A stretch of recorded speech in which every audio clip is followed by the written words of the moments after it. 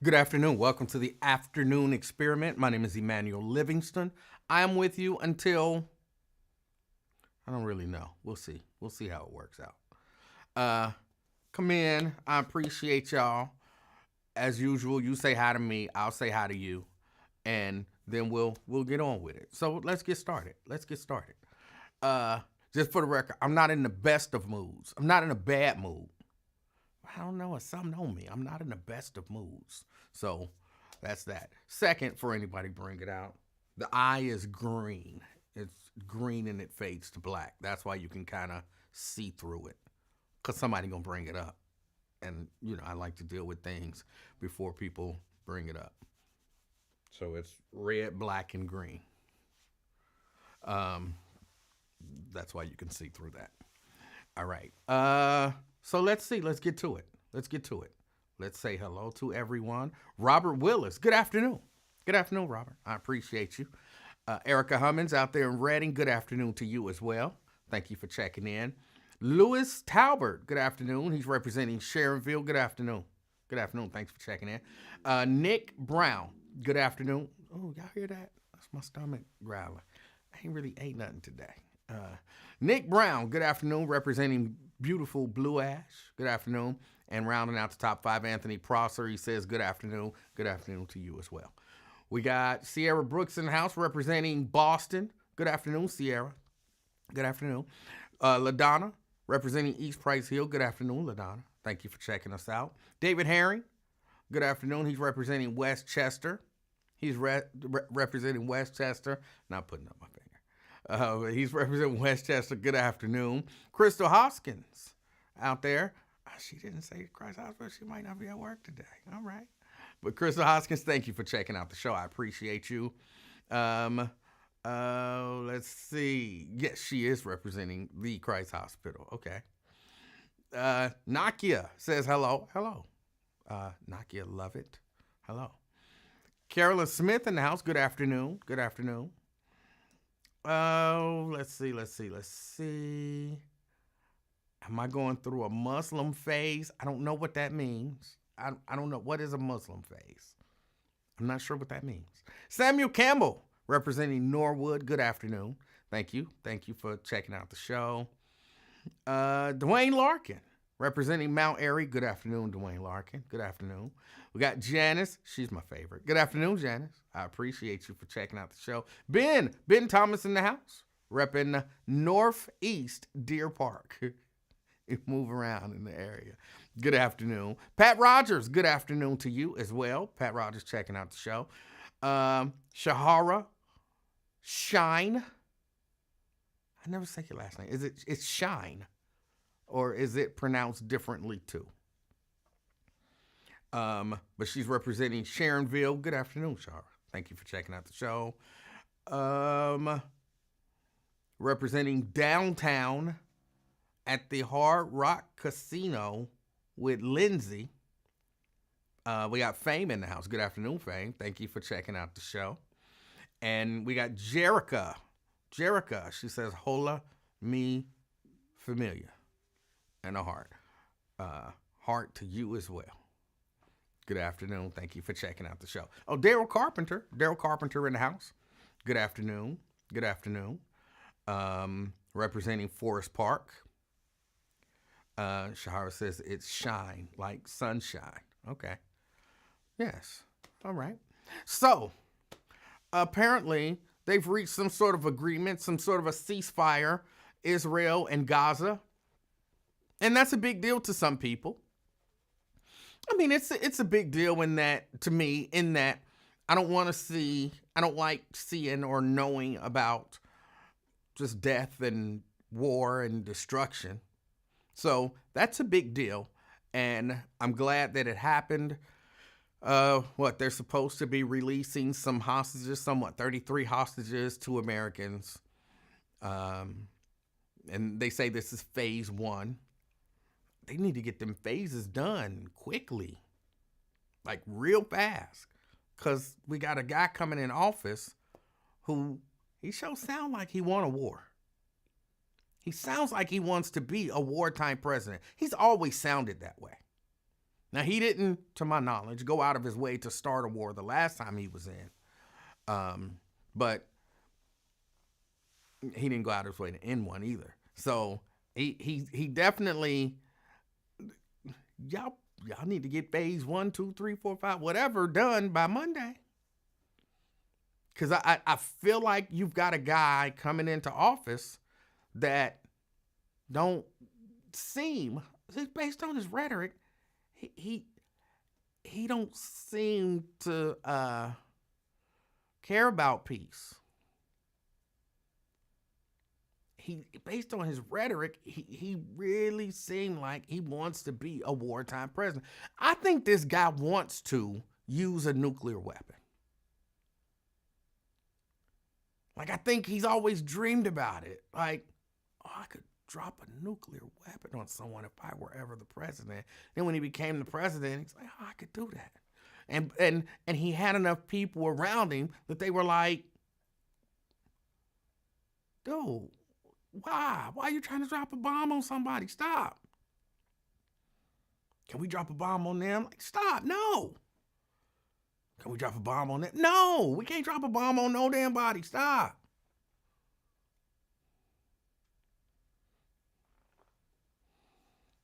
But now, if y'all paying attention to any of these confirmation hearings that are going on, and I'm not gonna lie, I can't follow them as much as I'd like to. I would have loved to have sat for, 3 hours and watched the entire Hexeth confirmation hearings. But I don't have a spare 3 hours in my day to sit and watch. So I have to pick up some highlights here and there. And I'm reading about the hearing with, what is her name? The one who's trying to be the attorney general. Oh, what is her name? Why can't I remember stuff like that?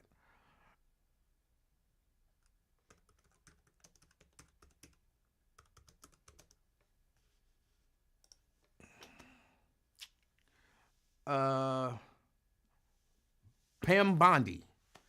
Yeah. The fact that you still got these people. See, this is all. Now, I still say, give him what he wants. Because you get the country that you deserve based on who you voted for. But it certainly feels to me like Donald Trump is going with 100% loyalists.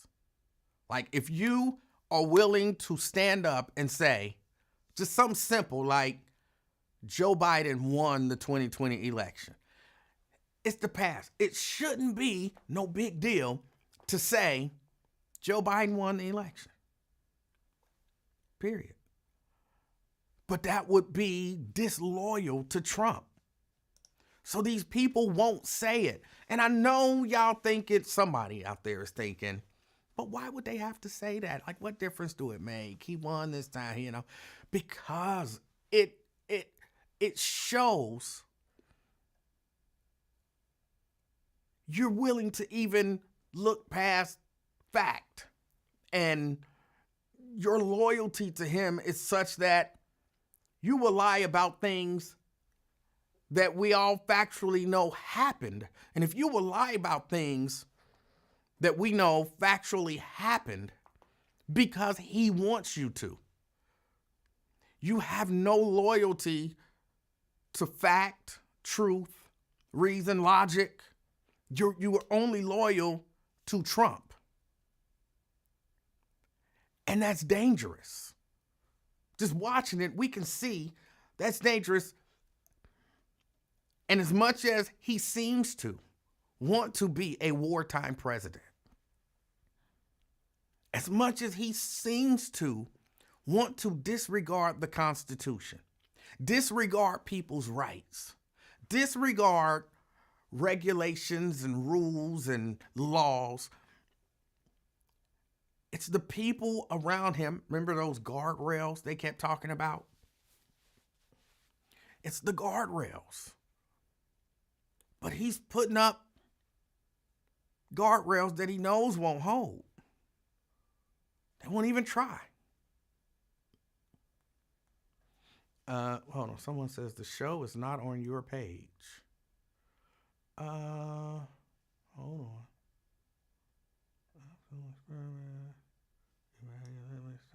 Facebook, YouTube. It's got 25 viewers on it. At least that's what this is telling me, that I do have viewers on my page watching it. If you are watching it on my personal page, hold on. Somebody tell me, is it on the? Well, I don't need y'all to tell me. Hold on. I can look. I can look.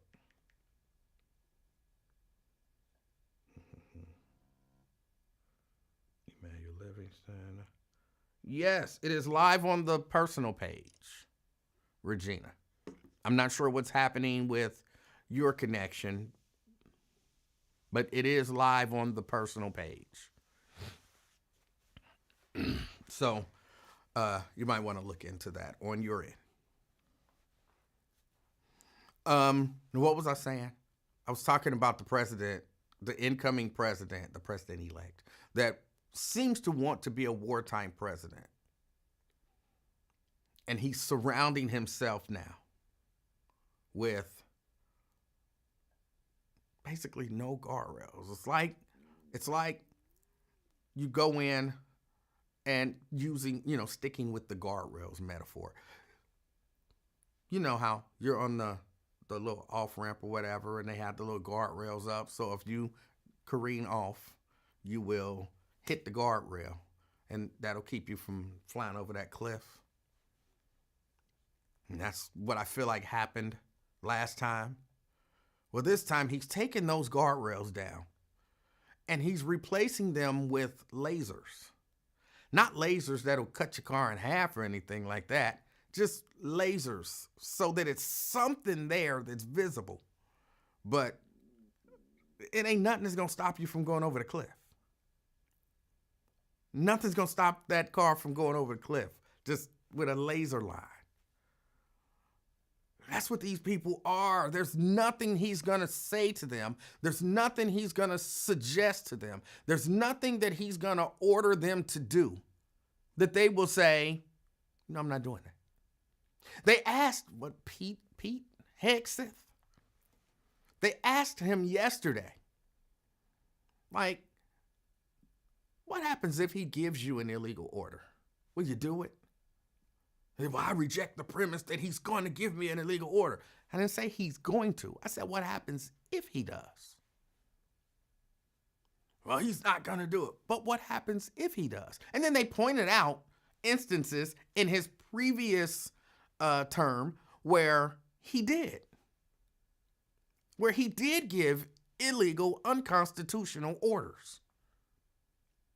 And some of them were followed and some not. And they were, would you do this? Would you bring in troops to clear out protesters in Washington, D.C.? Would you follow that order? Well, I reject the premise that you can't. And she said, this is not a hypothetical. This is something that actually happened. But they will not say, no, I wouldn't follow an illegal order or an unconstitutional order, because they know better. They know better. And it's dangerous because we see what's happening. They asked, what was her name again? The Attorney General. I just said it. Her. They asked her, did Donald Trump win the did Joe Biden win the 2020 election? And she's like, well, Joe Biden's the president. That's not what I asked you. And they said, look, I can tell you that as much as I don't like it, Donald Trump won the 2024 election. Can you say that Joe Biden won the 2020 election? And she wouldn't answer. According to the article that I wrote, she sat in silence.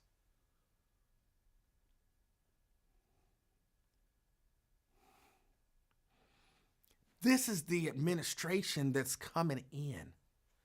These are the people that are supposed to be there to be the safeguard. They're telling you without telling you, we ain't guarding nothing. We gonna do whatever he say do. So I don't know what's about to happen. I don't know what's about to happen. Hopefully nothing. Hopefully nothing. And I would say that if nothing bad happens, that's an act of God. Which is crazy. But if nothing bad happens, it's an act of God. Because it's not the government working.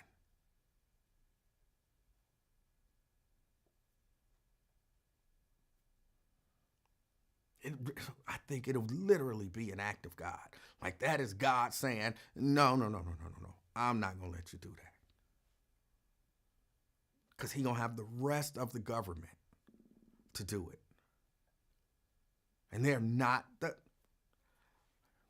I'm telling you, they are not going to stand up and say, you can't do that. I won't do that.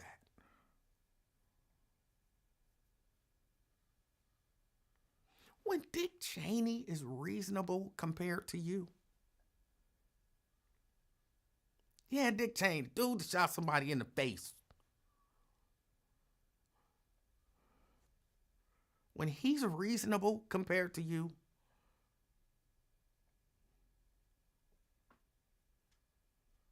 and again, I hear all the people saying, well, he was the president before and he didn't do this. He was the president before and he didn't do that. You know how they always talk about, this person ain't ready to be the president and this person don't have the experience to be the president and all that kind of stuff. They say that. He was there. He's done it. He didn't thoroughly understand how everything worked. I'm 100% convinced. He didn't thoroughly understand how everything worked the first time he was in there. And so he kind of surrounded himself with people that he thought shared his point of view, but they understood how government was supposed to work. And as bad as they were, they had some sort of, like, look, we believe in that whole Constitution and the country and all of that kind of stuff. We believed in all of that kind of stuff. So now he's going for people who just believe in him, but he understands how it worked. So he's not going to make those same mistakes, what I'm sure he perceives as mistakes. He's not going to make those same mistakes a second time.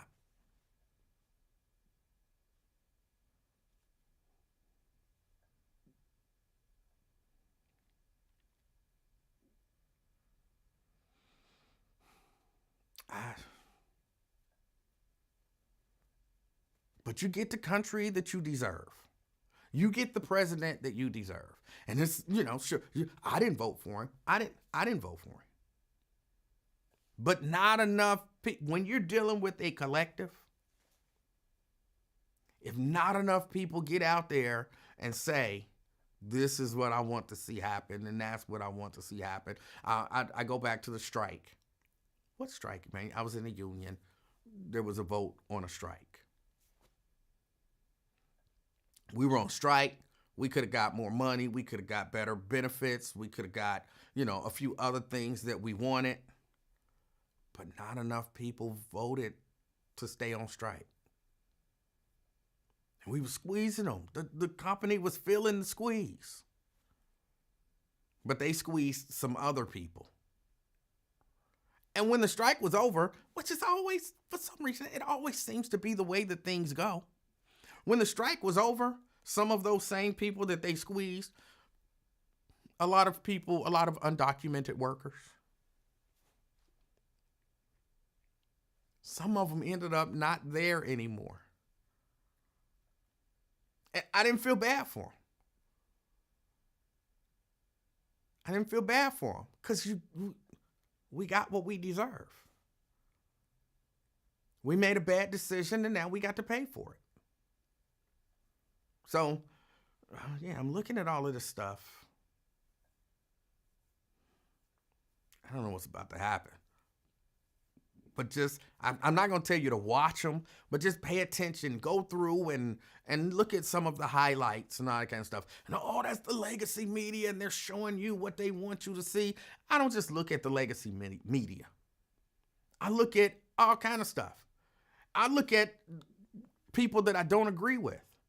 And they are celebrating like, oh, they giving the Democrats hell. Oh, they're making the Democrats look stupid.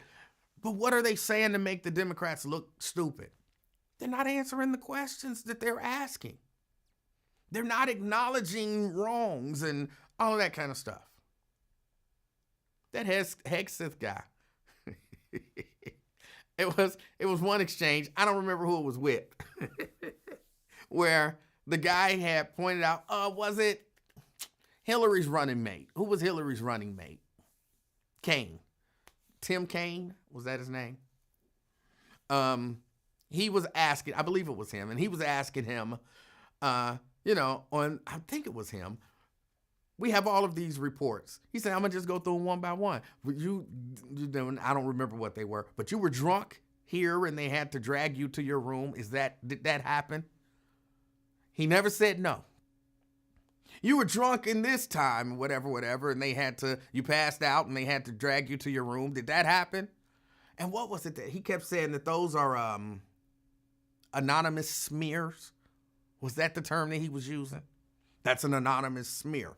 Okay, but is it true? Now, if it's not true, you're up there, you're in front of Congress, just say, no, that didn't happen. He's not going to tell you that it didn't happen because it happened. He can't sit there and say, no, that didn't happen, because then he sets himself up for perjury. So he won't say, no, that didn't happen. He's just saying it's an anonymous smear. Well, you were drunk at this thing. Did that happen? That's an anonymous smear. But did it happen? He won't answer. Now, he did say no to one thing, and I don't remember what it was, but it was one thing that was an accusation, and he said, well, that's also another anonymous smear, but no, that's not true, which, of course, leads me to understand the thing that probably ain't true, because he said no. The stuff that you refuse to say no to, that's probably true. You did that shit. That's probably true. It's true. But then I love the kind of, after he did all of that,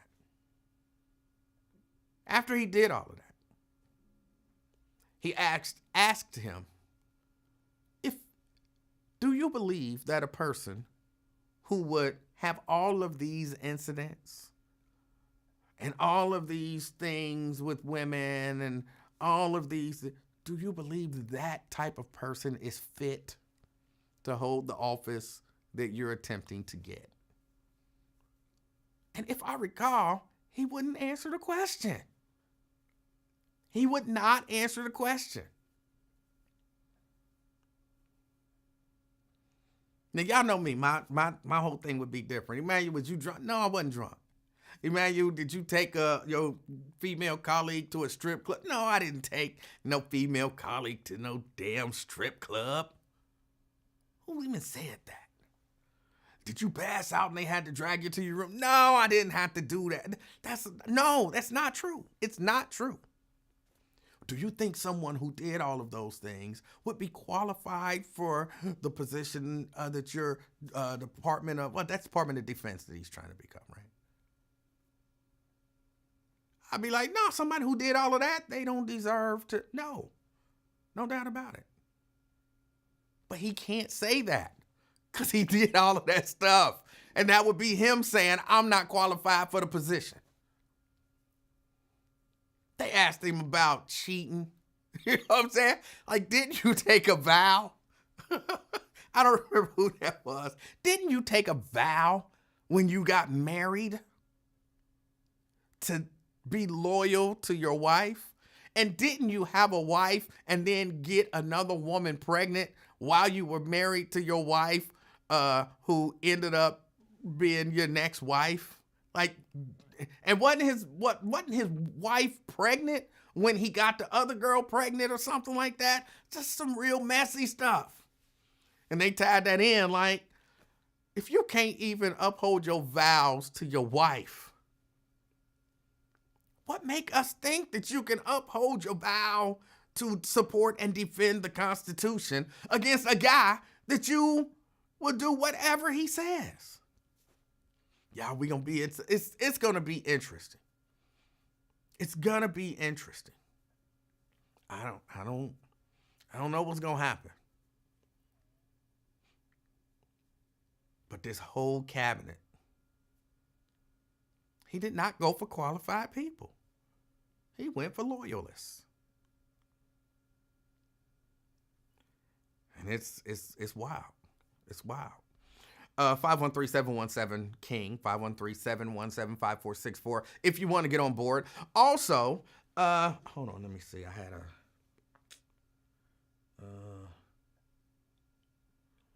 no. What? Hold on. How all my stuff get deleted? Somebody done hacked me. Oh no, maybe not. Come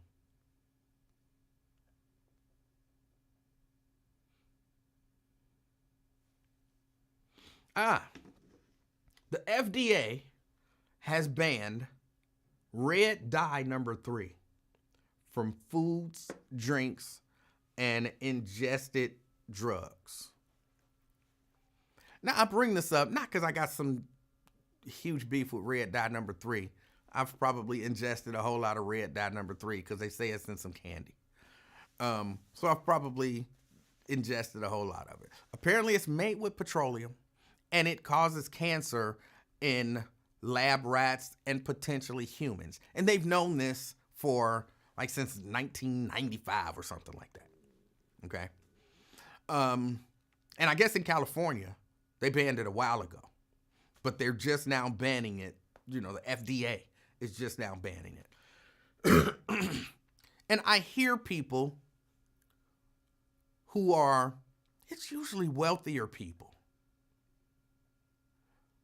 complaining about government regulation. And the government is in too much in our lives, and the government is too much in our business, and the government is too much in this and too much in that. And there's too much regulation, and there's too much this. Look, where would we be without government regulation?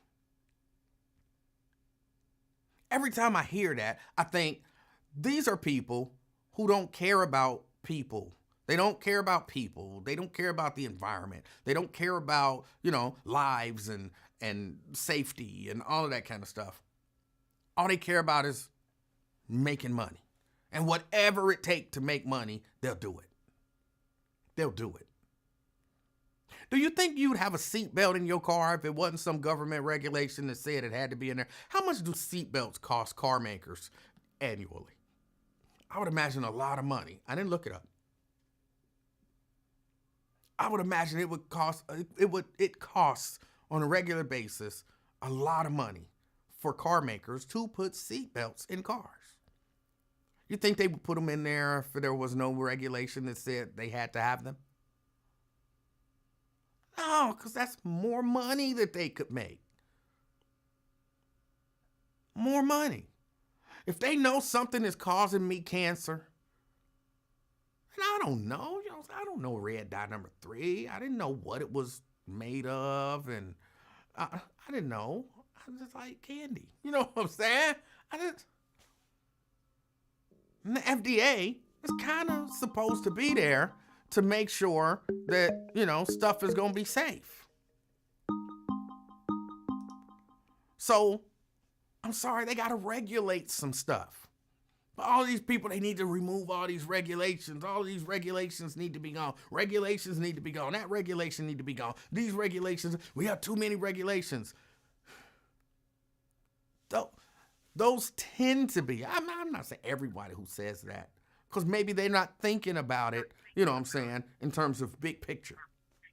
And I'm sure they'd say, well, you're not thinking about it in terms of profit. I'm thinking about it in terms of big picture. Like, if I have an accident, I don't want to go through the front windshield. You know, I like that seatbelt being there. Somebody, who was it that just brought up car seats? Nokia. Yeah, I like the idea of, you know, if there's a kid in the car, they not just gonna be laid on the seat. And if something happened, boom, they, you know, catapulted out the car. Regulation does that.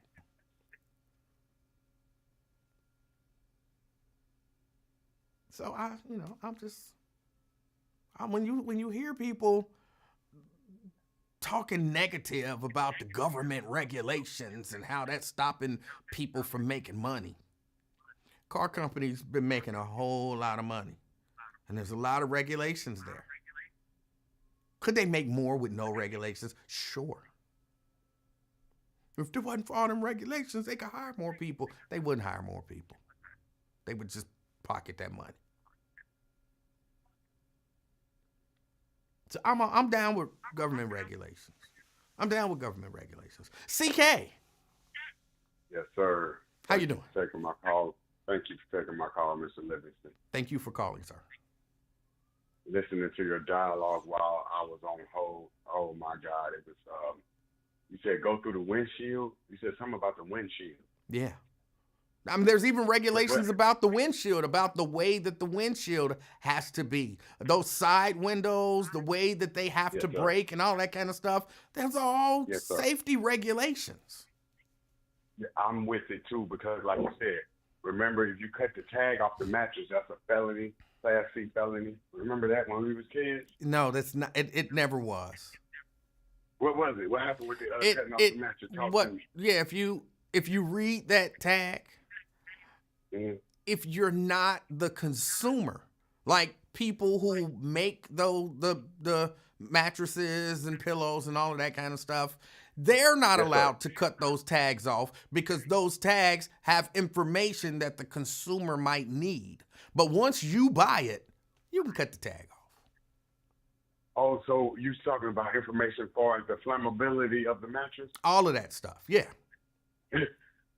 That's why I talked to the king of talk. You see, I was lost. Now I am knowledge. Okay.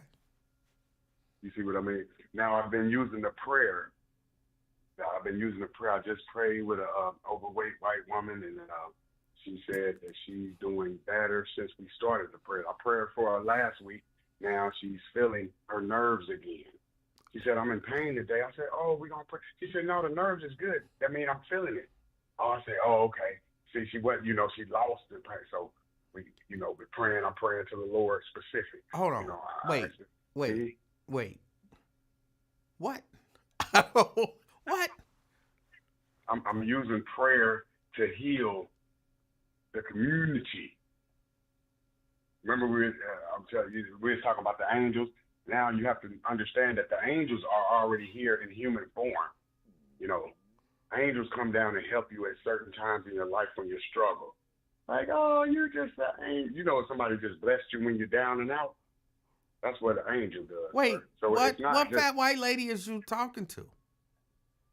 Oh, no, she was just having health issues, sir, and bedridden. So I have to, I deal with these people.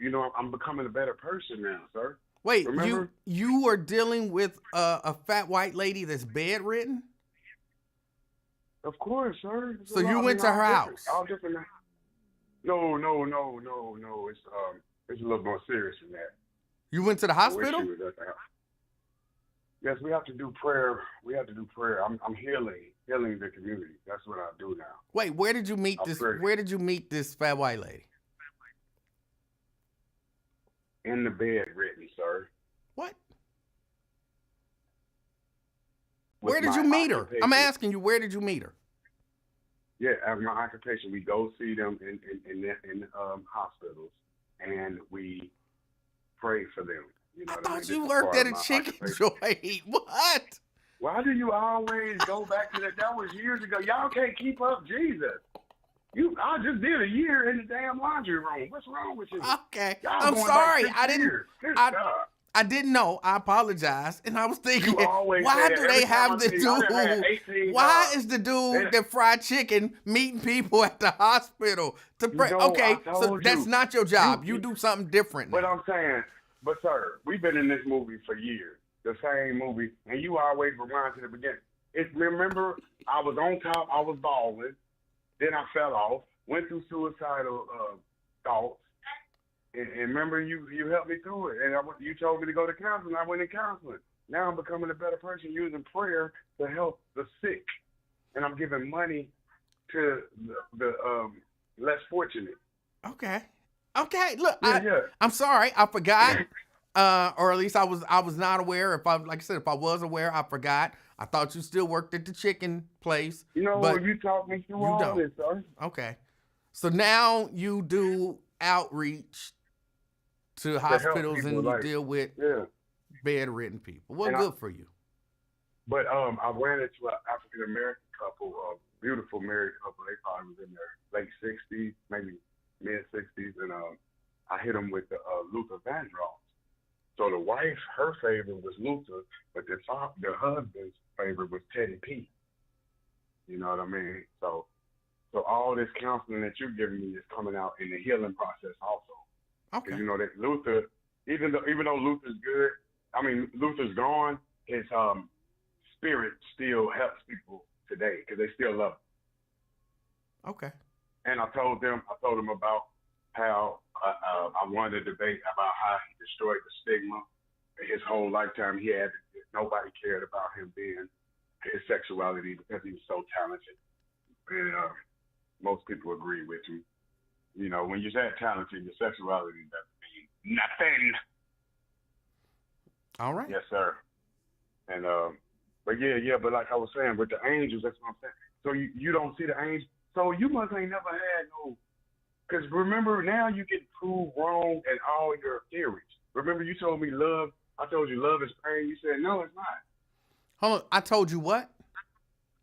I told you that love is pain, and you told me that you disagree with me. Right. And I proved you wrong. What did, makes the love is you going through all this stuff. When you go through your pain, your wifey right there with you. You done went through them. You done lost your mama. She right there helping you cope through the depression. Livingston, losing your mama, losing your papa. That's pain. It's love, sir. The struggle. That's what's making you fall in love. That might be when you met her. You was going through all this, and this woman came into your life and put you into abundance. You see what I mean, sir? No, but I don't have to see it. You don't think so? You don't think so? You and your wife ain't never went through no pain. That's not part of love. Well, now you're saying a different thing. All I'm saying is pain is love. It's part of the, when you have a child, you got to go. It's your whole life. So you're not gonna just deal with. I know that you don't. You probably don't realize this, but you're saying two different things. But you think you're saying the same thing. Yeah, it's all part of love. See, that's one thing that you're saying. Right. And I don't necessarily agree with that either, but that's at least different than saying love is pain. Love is pain is different than saying pain is a part of love. So those are two completely different things. I don't wholeheartedly agree with either of them, but it's not all that important. And you see, we have Money Mayweather and 50 Cent. They're going through this right now. It's easy to jump on board while the money train is in town. But what about those that was there for you when you ain't had nothing, Livingston? When you was on that bed about to die, or when you was in that prison cell? What about them people? Don't forget about them. Because them people that helped you when you was down, they created great character. Now look at me now. So the pain that I went through created a loving person. See, I had to go through what did I have to go through? My trauma. My trauma to become the man that I am now, the celibate. I'm called the celibate. You know what I mean? Hold And on, I you're speak. what? You're what? My name is the celibate. The celibate. What do you think that means? No, celibate. I don't non-sexual relations. And you're calling yourself the celibate. No, that's what they call it. You're the celibate. You know, over all this healing and praying. You know what I mean? You know, that's the ladies came up there with they want to get with me, but I will not budge, Livingston. I will not budge. Well, good for This you. is because of therapy. Therapy I received. Good know for what I you. mean? Your And body, remember, you and your body are valuable, and you don't have to hold yourself out to nobody. yes, but celibacy is very painful, and it's a struggle. It's like learning to read when you don't know how to read at all. You remember not knowing how to read? I don't think it's anything like that. But Yeah. Have you been celibate before, sir? what? Have you been celibate before?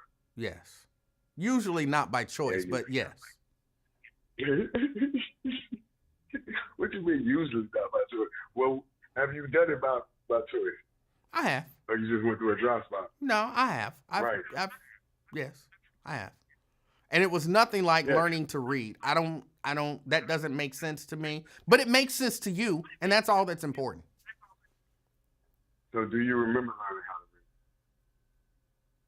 read? Or is that too far back for you? No, I remember.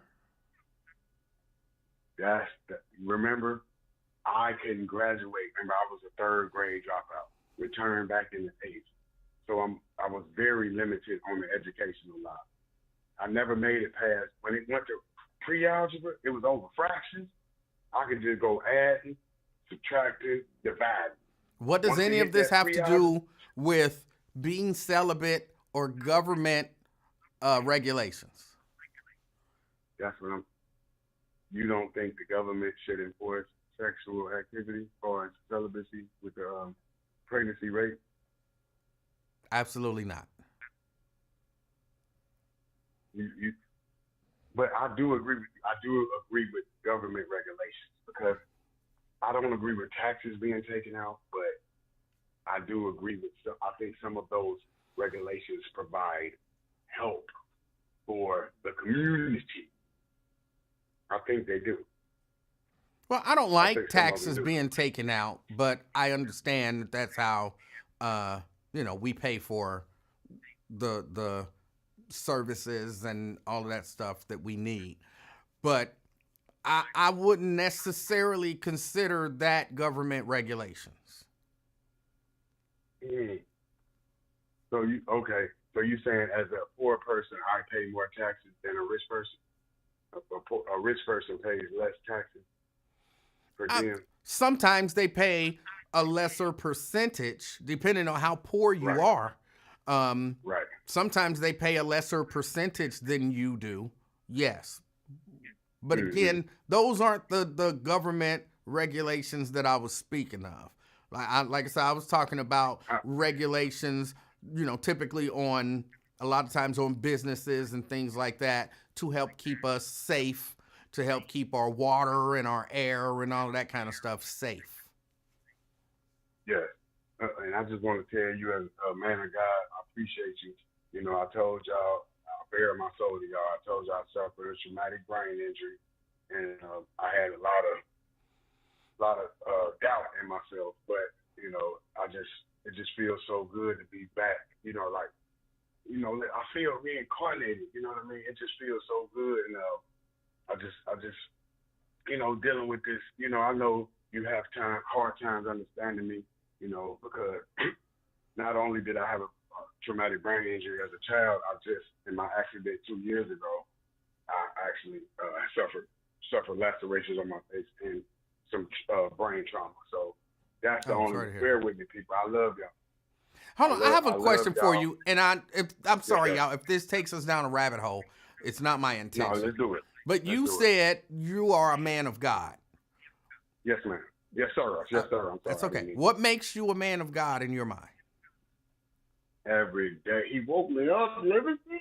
Well, he woke. He had to wake me up. I Well, he couldn't woke get us. up this morning. Well, he woke us all up. That's what I'm saying. So what? No. That's a lie. All of us didn't wake up. Stop lying. All of us who. Stop lying. All of us. Some of us dead. Some of us dead.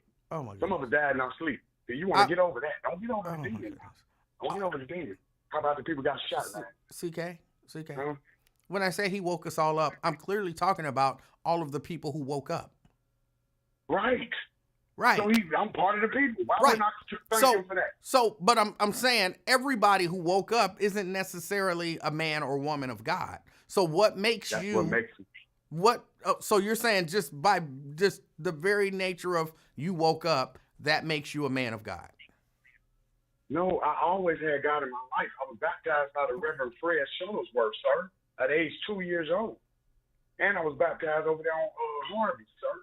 So I had two. I told you I had all the. I'm one of the greatest people God ever created. I got both parents they married, 2 sets of grandparents, a great grandma. Yes, I went through trouble. I don't have no kids. I'm fucked up. My mental is gone. I thought you had kids. Here. I thought you told me you had kids. No step kids, sir. I raised them to be great. Okay. They wasn't my biological. Remember the DNA? I got a Maury Povich baby too.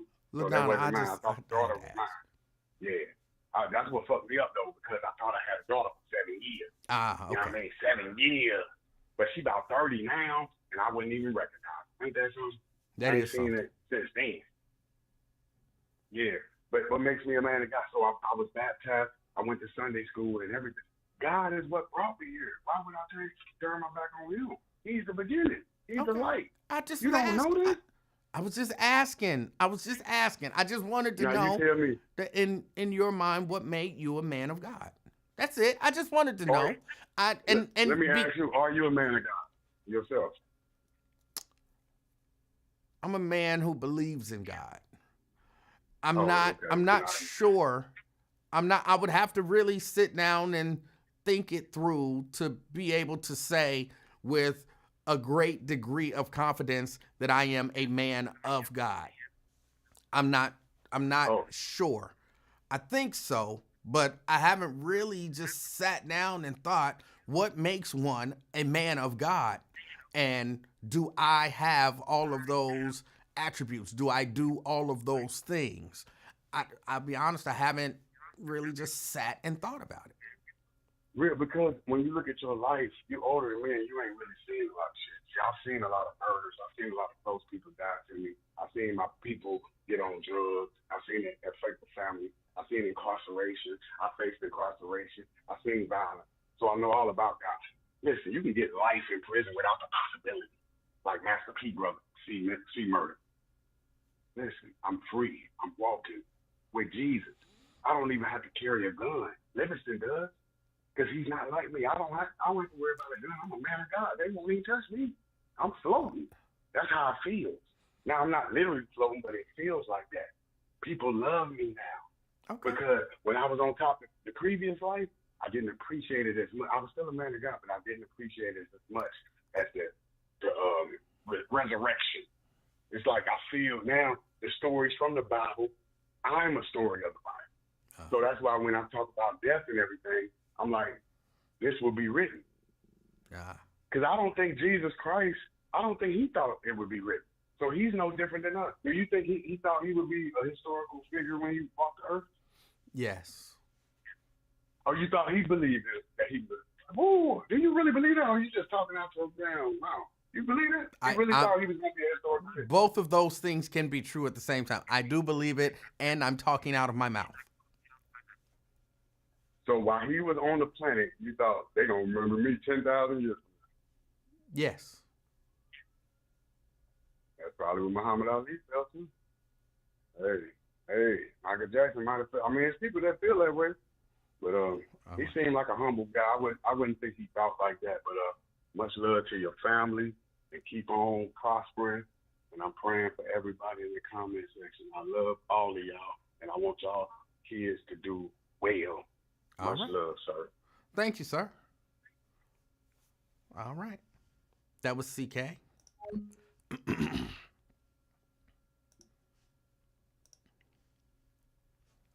I'm not 100% sure how we got to all of that stuff. But yes, government regulation, I don't necessarily think is a bad thing.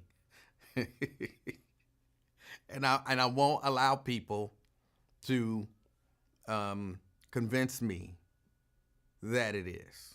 Can it get in the way sometimes? Make things difficult and uncomfortable? I'm certain it can. But I think it's necessary. But all of that because red number 3, I believe. But they have until like 2027 to phase it out. How you gonna tell me? See, this is the stuff I don't like. How you gonna tell me there's already alternatives out there? And it bothers me.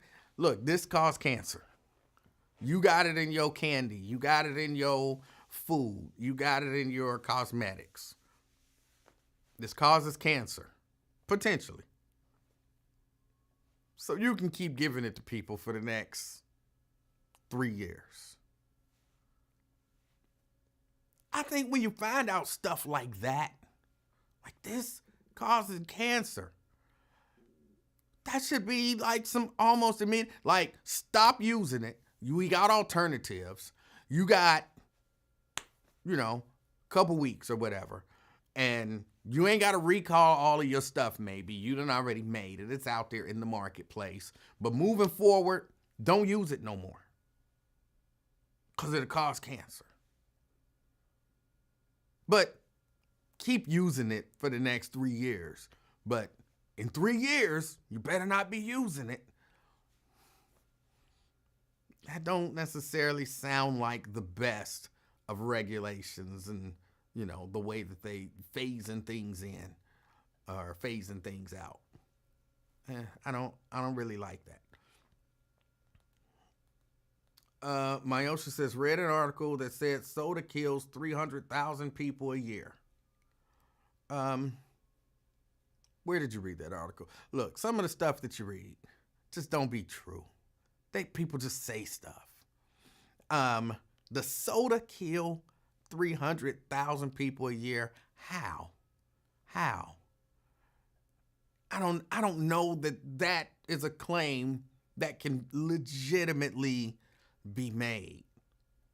I mean, unless, you know what I'm saying, you literally drowning people in soda or something like that. 300,000 people died drowned in soda. Okay, you might have something there. But it's the sugar content in the soda. Then it ain't soda because they were probably eating a whole lot of other stuff that contributed to that. So you can't just blame soda for that. Sierra says, it may take 3 years to revamp the supply chain. No, it don't take no 3 years. There are alternatives out there. And if you're using it, you just order the alternatives. Like I say, maybe, some stuff, it causes cancer. I'm sorry, you got to throw some stuff away. Some stuff just, you can't use your supply of cancer-causing agent anymore. You got to get rid of that. Order the new stuff today. And when you get it in, that's what you start using.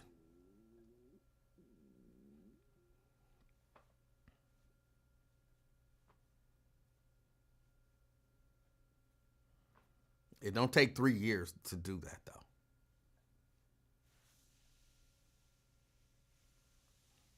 It doesn't take 3 years to do that.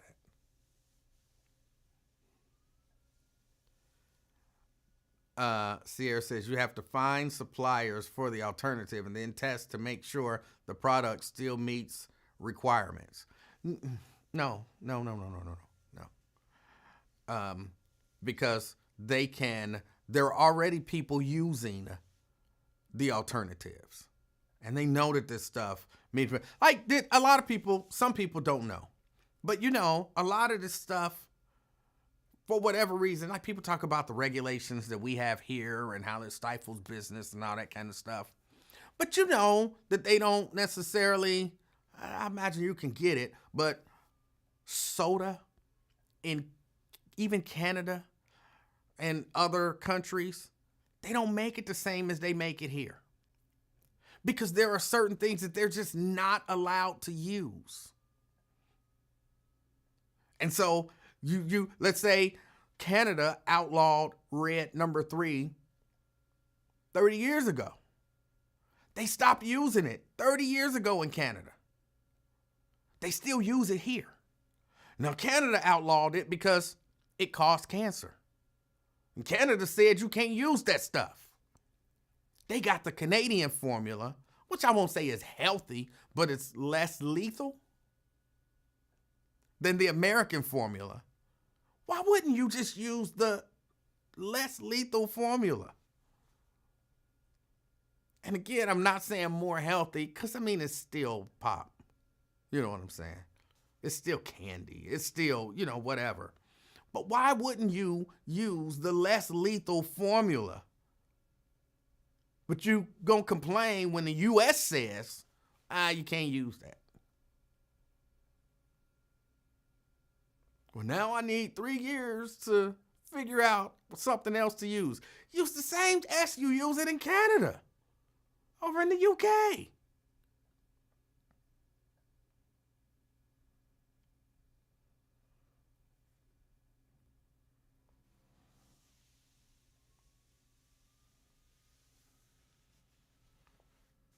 Daryl says, because cancer treatment is very profitable in the U.S. Right. I mean, I understand that. I'm saying this to say to people who might say, well, maybe they need that much time to be able to figure out the better way to do it. They already know. Trust me, they've already figured out what an alternative is. When California said you can't use it, they said, we're not going to be able to use it nationwide eventually. What else is out there?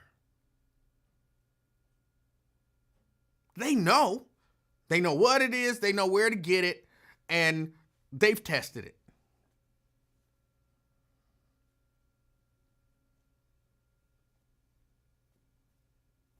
They know. By they, I don't mean just some kind of ethereal out there. They know. I mean, those companies who are manufacturing products with those substances that are banned in certain countries or certain parts of the country here, they've already done all their research.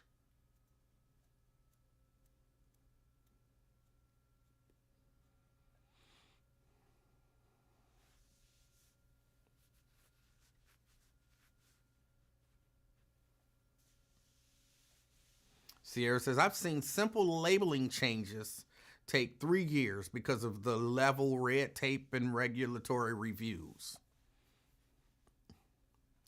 You've heard people say that. But when they want to change a label, they ain't got a problem. They ain't got a problem changing the stuff on the label. If there is a set way that you have to do it, and you change to comply, it don't take you 3 years to do that. They already know this stuff. They knew this was coming. So it's not like it's brand new and just out of nowhere, like, what? They've known this was coming. Since like 1995. They've known this was coming since 1995.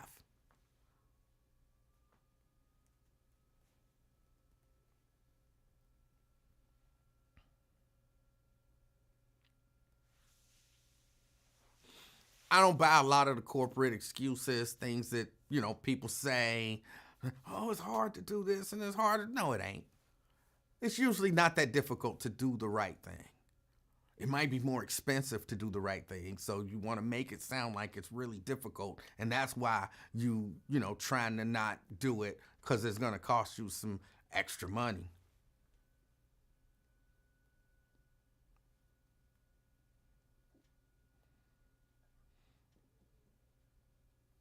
But it's usually not that difficult to do these things. It's usually not. Hold on, it's 4:27. I want to take about 2 minutes. 2 minutes. I caught the very end of Wyatt Live. And again, if you're not watching it, you should be watching Wyatt Live. I don't really I didn't get a chance to watch. I watched I think 40 seconds of it yesterday. And I got to watch probably about 5 minutes, 7 minutes, 10 minutes, maybe max of it today. And Mr. Wyatt, I think I might disagree with Mr. Wyatt on something. No, I call him Mr. Wyatt when I'm going to disagree with him because I want to be respectful and, we can disagree respectfully. But he was saying that, talking about the evictions and all of that kind of stuff. And one of the things that he brought up was about people. A lot of this stuff is happening because of government subsidies.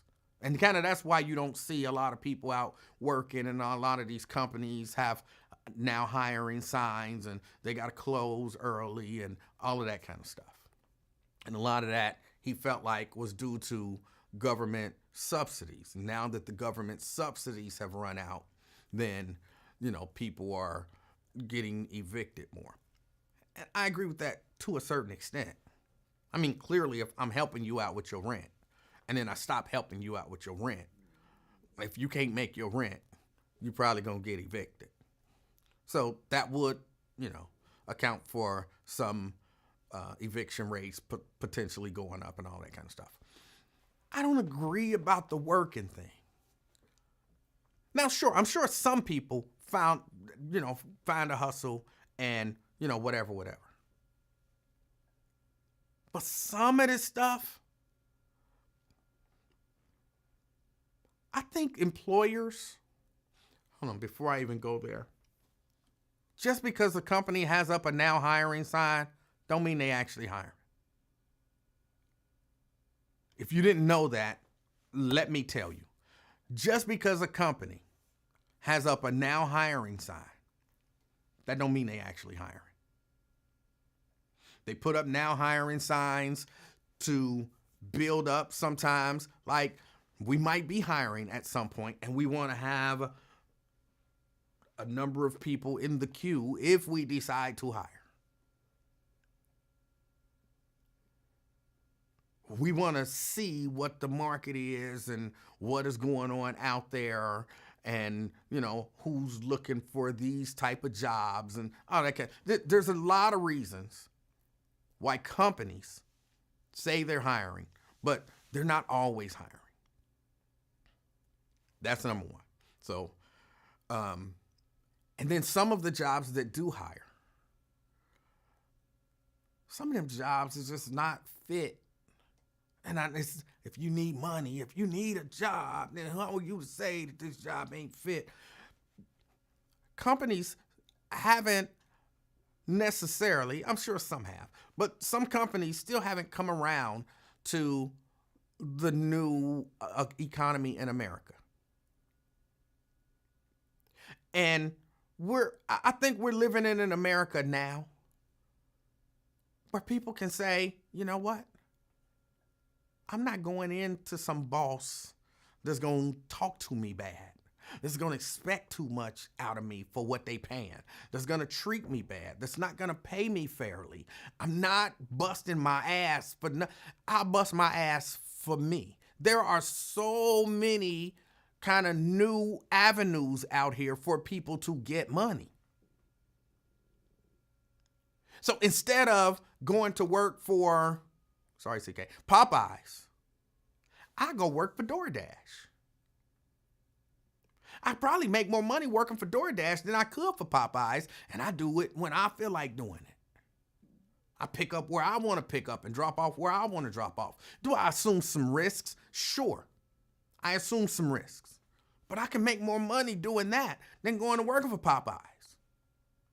I might have to go pick up from Popeyes every once in a while. I don't work for them much.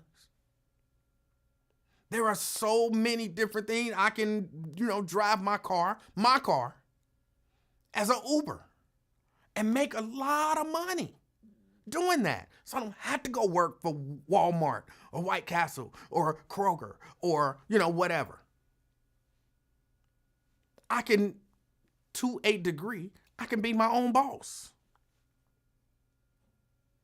With this whole social media thing, there's a lot of people. Not everybody on social media ain't making enough money to support themselves.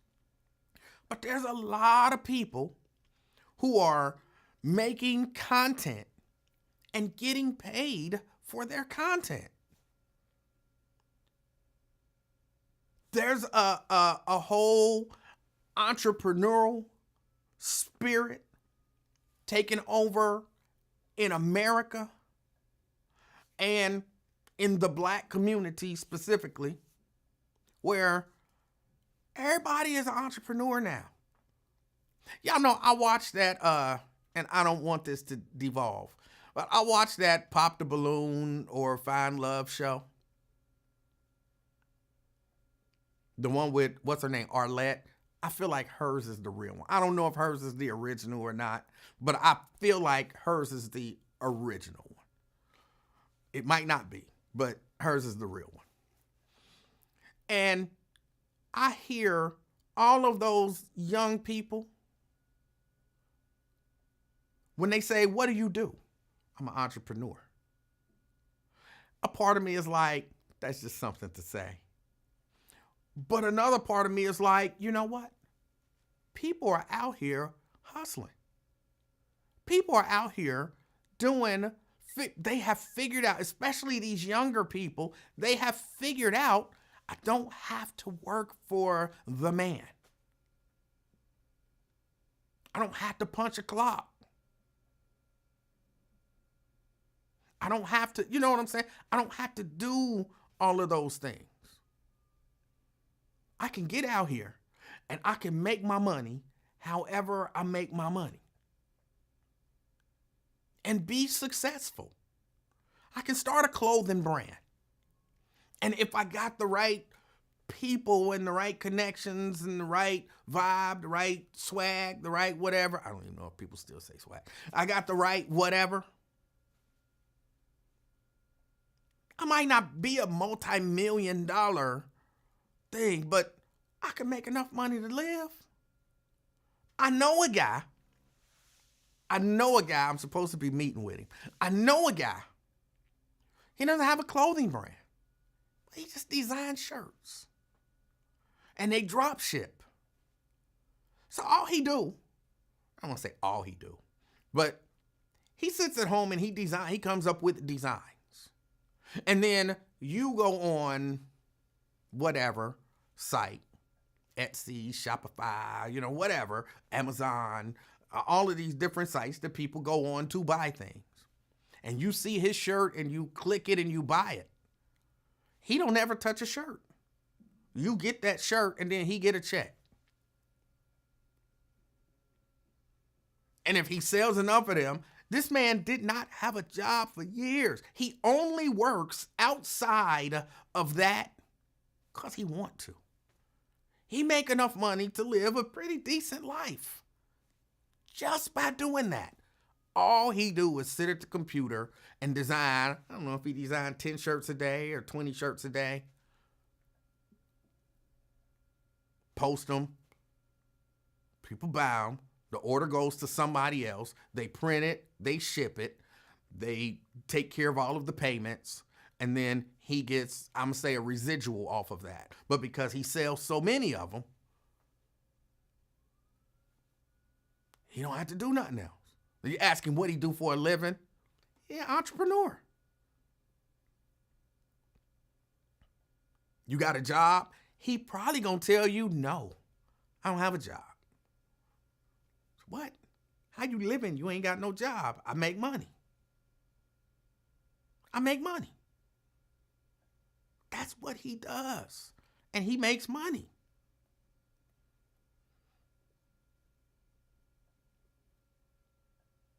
So it's so many different ways. This whole internet thing has opened up to the point that everybody ain't got to go to, it's not necessarily subsidies. It's what's keeping some people. Again, I'm sure there are some people that, some people is, trying to live off the system, whatever. But these young people done figured out some stuff on that internet, and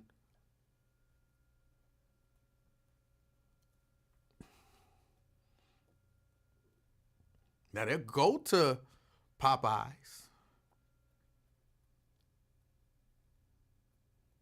and be mad ain't nobody working there, but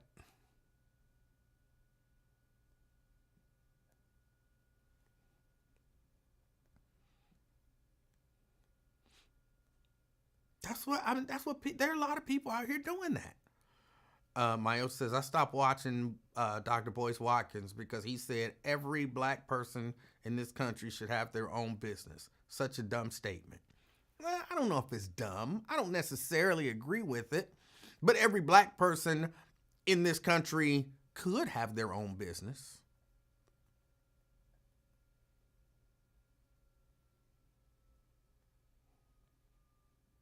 Should.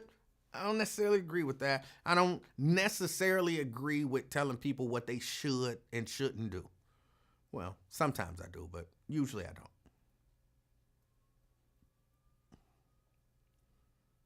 There's a lot of ways to get money out here, and it's not either go work for somebody, start a multi-billion-dollar business, or get government subsidies.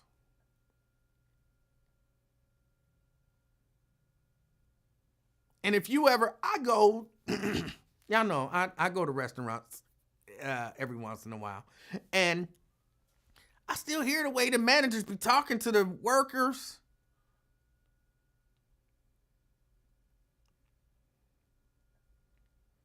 For real, I still hear the way the managers be talking to their workers at the restaurants, and I'll be like, I couldn't work here. Not I couldn't work here because I'm, that's beneath me. Look, if I need to make some extra money, I need to make some extra money. I'm one of them people that do what I got to do to make it. But you ain't gonna talk to me like that. And then complaining we ain't got enough people here to work. Look at the way you talking to people.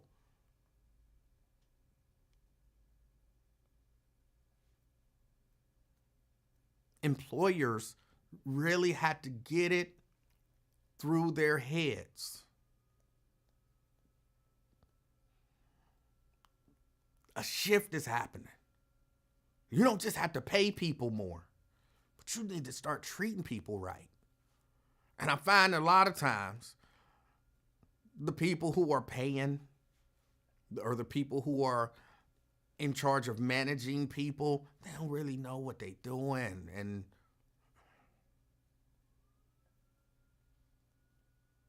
if you paying me $30 an hour, but you treating me like crap, I'm probably going to quit your job.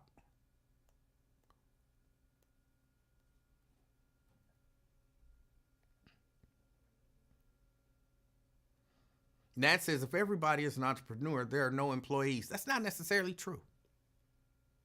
That's not necessarily true.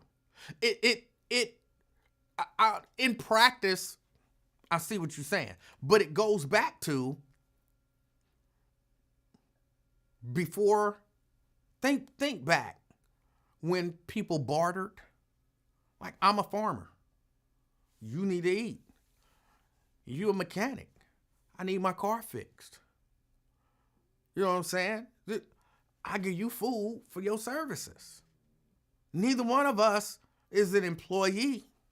We're both entrepreneurs.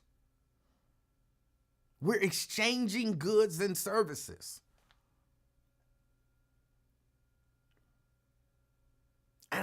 to some degree, that's what it's going to. There's almost always, I feel like there's almost always going to be a middleman. But I'm telling you, these young people done figured some stuff out. Nokia says, I don't care how much money you're paying me. If you talk to me crazy, I'm out. Right. Myosha says, when she worked for the godforsaken law firm, she worked for a partner who graduated from an Ivy and had a specialized degree in law and was highly decorated. I asked him, why don't you start your own firm? And he told me he didn't want that headache. Always looking for clients, always having the buck stop with you. I totally understood that. But he could. And there are some people who, they don't mind that. They prefer that. I don't want to be a part of a big firm doing all that kind of stuff. For some people, there's a certain comfort in my work is what get me paid. So I need to get out there and pound the pavement and give me some clients. And I got enough clients and I deal with the headache of all of it and whatnot. But I make my money. I make my rules. Things go, I do my thing my way.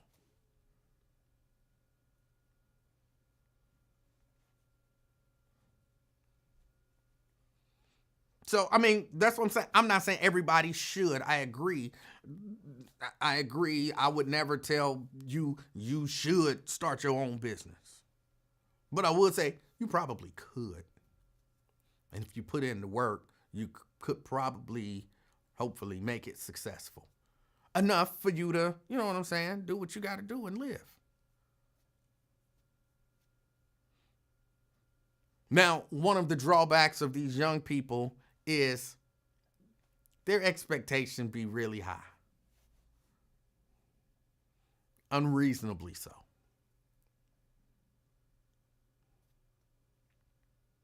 Like if you're not, you know what I'm saying, you're not making, $300,000-$400,000, you're not successful. I'd be like, come on, y'all, that's not realistic. Y'all watch too much stuff on social media with people telling y'all that they live in these lavish lifestyles and most of them not. You trying to live somebody else's lifestyle and judging your success based on somebody's fictitious success. I think there's always going to be people who, I say, overachieve. There's always going to be people who underachieve. It's always going to happen. So if you run around feeling bad that you're not successful because you only make $85,000 a year, $85,000 a year is pretty good. I'm sorry, Myosha, not for you. But for a lot of other people, $85,000 a year is a pretty good, you can live a good lifestyle if you are single and you make $85,000 a year.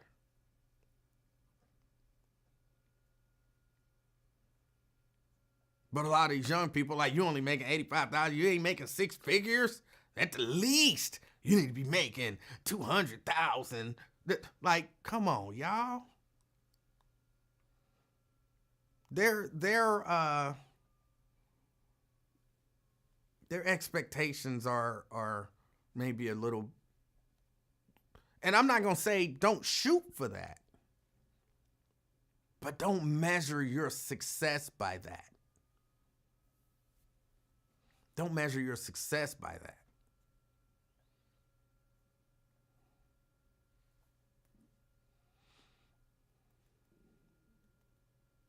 And then, you know what I'm saying, when you, because y'all know I used to watch Kevin Samuel, when he would hit him with the statistics and say the average black man makes whatever it was, $40-something thousand a year.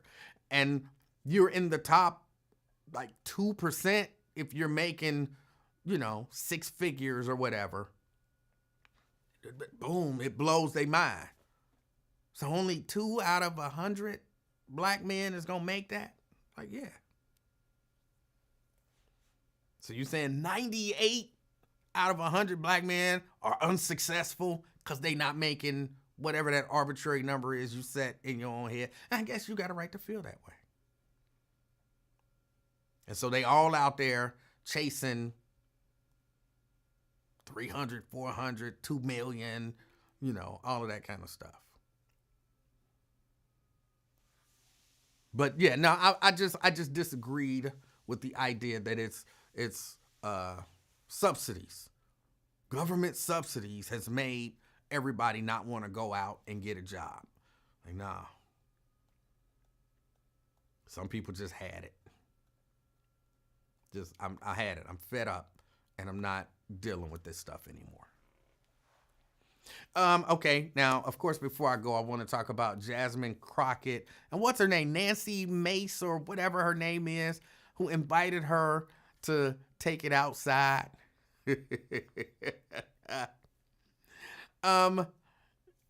Jasmine Crockett, I wish I had the clip. I don't have time to do all of that stuff between, my job and then coming here and doing this. I don't have time to pull those clips. And I know Daryl says, play the video. Hold on, let me see if I can find it. If I can find it and it works. Because last time y'all said y'all couldn't hear when I tried to play a video. And I know I said I was going to fix that, but sometimes when I leave here, when I sign off and I say peace, I cut the stuff off and I go upstairs because it's kind of cool down here.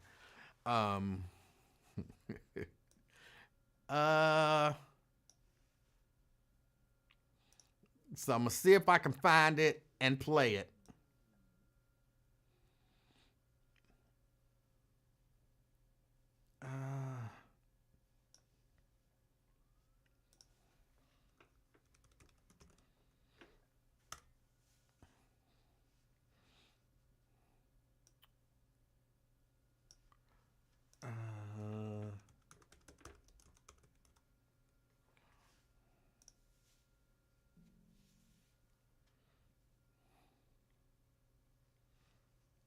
So,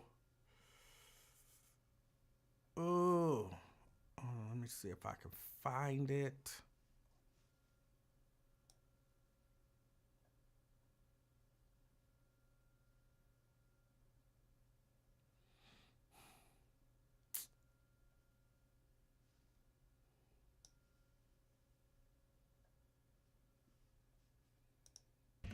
I don't even know how we got there because I tried to make it.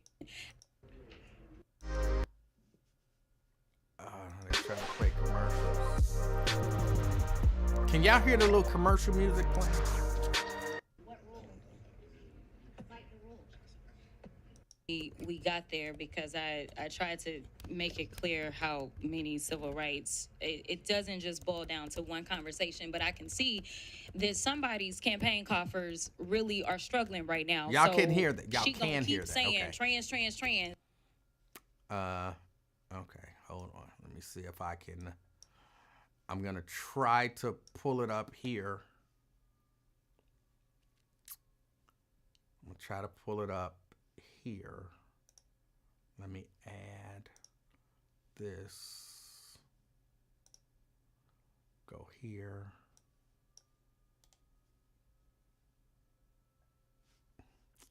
Guess it helps if I grab what I need to grab, huh? Sorry, y'all, I didn't plan on doing this because I didn't think y'all could hear it.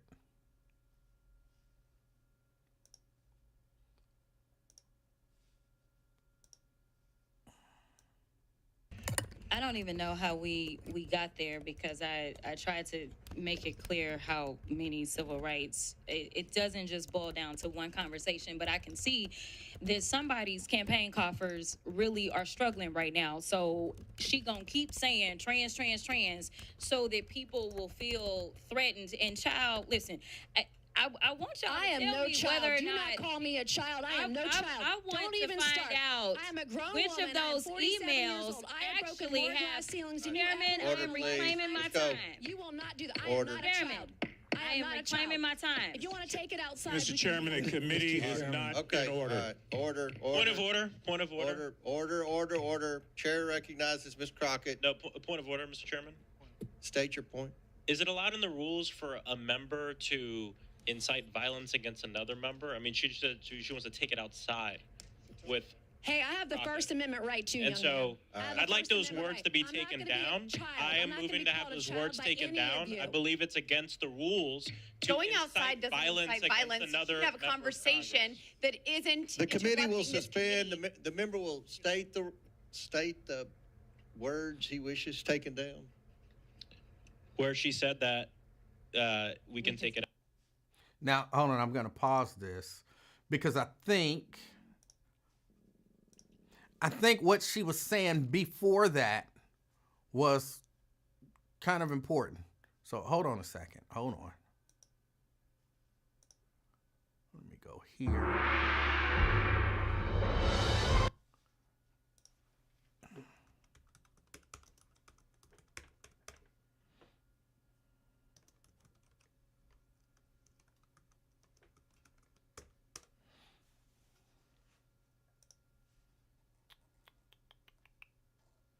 All right, hold on.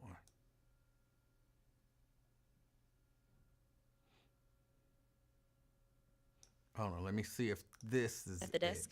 So there's 5. Will the clerk, Okay. everyone, I think this is the one that I want, where she explains what she's talking about, and you guys will see how nonsensical what's her name, Mace. You'll see how nonsensical desk. so there's 5. Will the clerk, her comment was. everyone has the amendment. Everyone has the Crockett Amendment on the desk. Will the clerk please report the amendment? An amendment to the rules of the Committee on Oversight and Government Reform for the 119th Congress is offered by Ms. Crockett of Texas. Without objection, the amendment is considered as read. I reserve a point of order. The gentlewoman is recognized for 5 minutes to explain her amendment. Thank you, Mr. Chair. During the 118th Congress, Oversight Republicans disbanded one of the most important subcommittees in Congress, the Subcommittee on Civil Rights and Civil Liberties. And now, in the 119th Congress, the chairman and House Republicans have decided to prioritize the demands of the real president, Elon Musk, and his billionaire friends over the needs of the American people.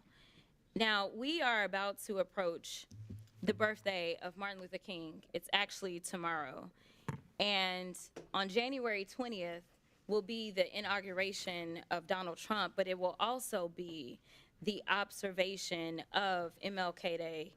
And the fact that we have decided that in this country we are not going to honor civil rights should be something that we all take issue with.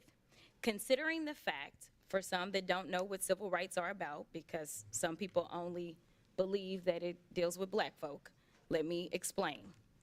Civil and political rights are a class of rights that protect individuals' freedom from the infringement by governments, social organizations, and private individuals. They ensure one's entitlement to participate in the civil and political life of society and the state. Defined another way, the right to be free from discrimination, the freedom to worship as we choose, the right to vote for our elected representatives, the protections of due process, the right to privacy. If any of that sounds familiar, it is because these are rights that are born out of our Constitution, something that we all supposedly have sworn an oath to, and we swear to not only, we don't just swear to it, we are supposed to protect those rights.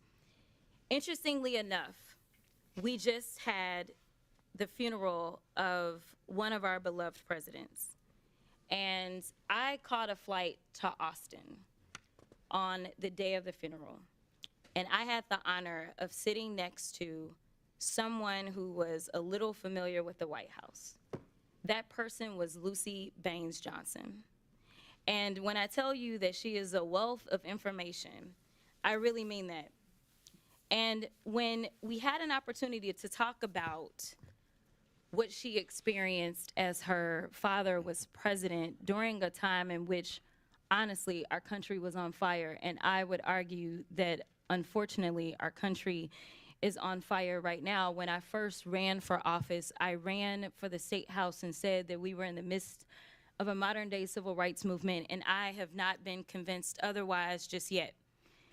But this is the daughter of the president that signed the Civil Rights Act of 1964. She was also there when he signed the Voting Rights Act of 1965. And to be perfectly honest, without that voting rights, I don't believe that I actually would have a seat in Congress. And so I do believe in preserving the fact that everyone should be entitled to real and true representation, because I do have a Section 2 seat as our Voting Rights Act has been decimated. But one of the stories that she told me was that her father asked her about coming over to the Congress for the signing of the bill as it relates to the Voting Rights Act. Now, for her, it was a bit inconvenient as an 18-year-old to have to leave the White House and go over to Congress. And she asked her father, why should we go over to the Congress, Daddy, to sign this particular bill? And she said, we need to go over to the Congress because we need to pay due respect to those members of Congress that knew that voting for this bill meant that they would not be returning to Congress, but they had the courage to do what was right for this country and make sure that everyone's voices were going to be heard.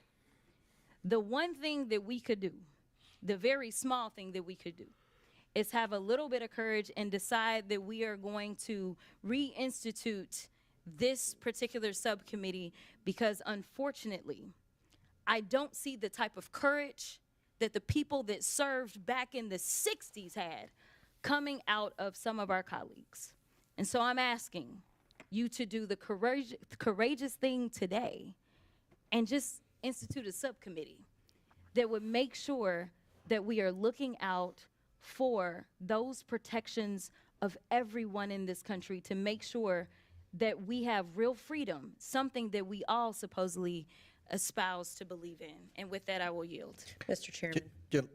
Gentlelady's time's expired. Any member seek recognition? Yes. Mr. Higgins? Oh, Ms. Mace was first. I'm sorry. Ms. Mace. Thank you, Mr. Chairman.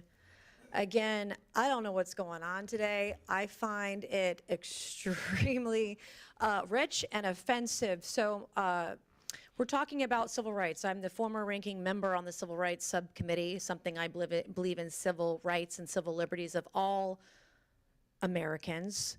And we were talking about infringement of individual people. Also, quote, the right to privacy of individuals. Coming from a party that can't define what a woman is and won't give women the right to privacy.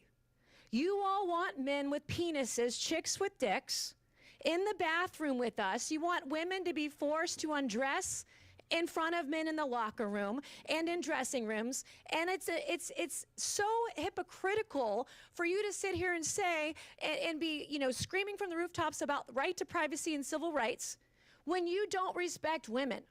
And you don't respect women who've been raped, women who are victims of sexual abuse.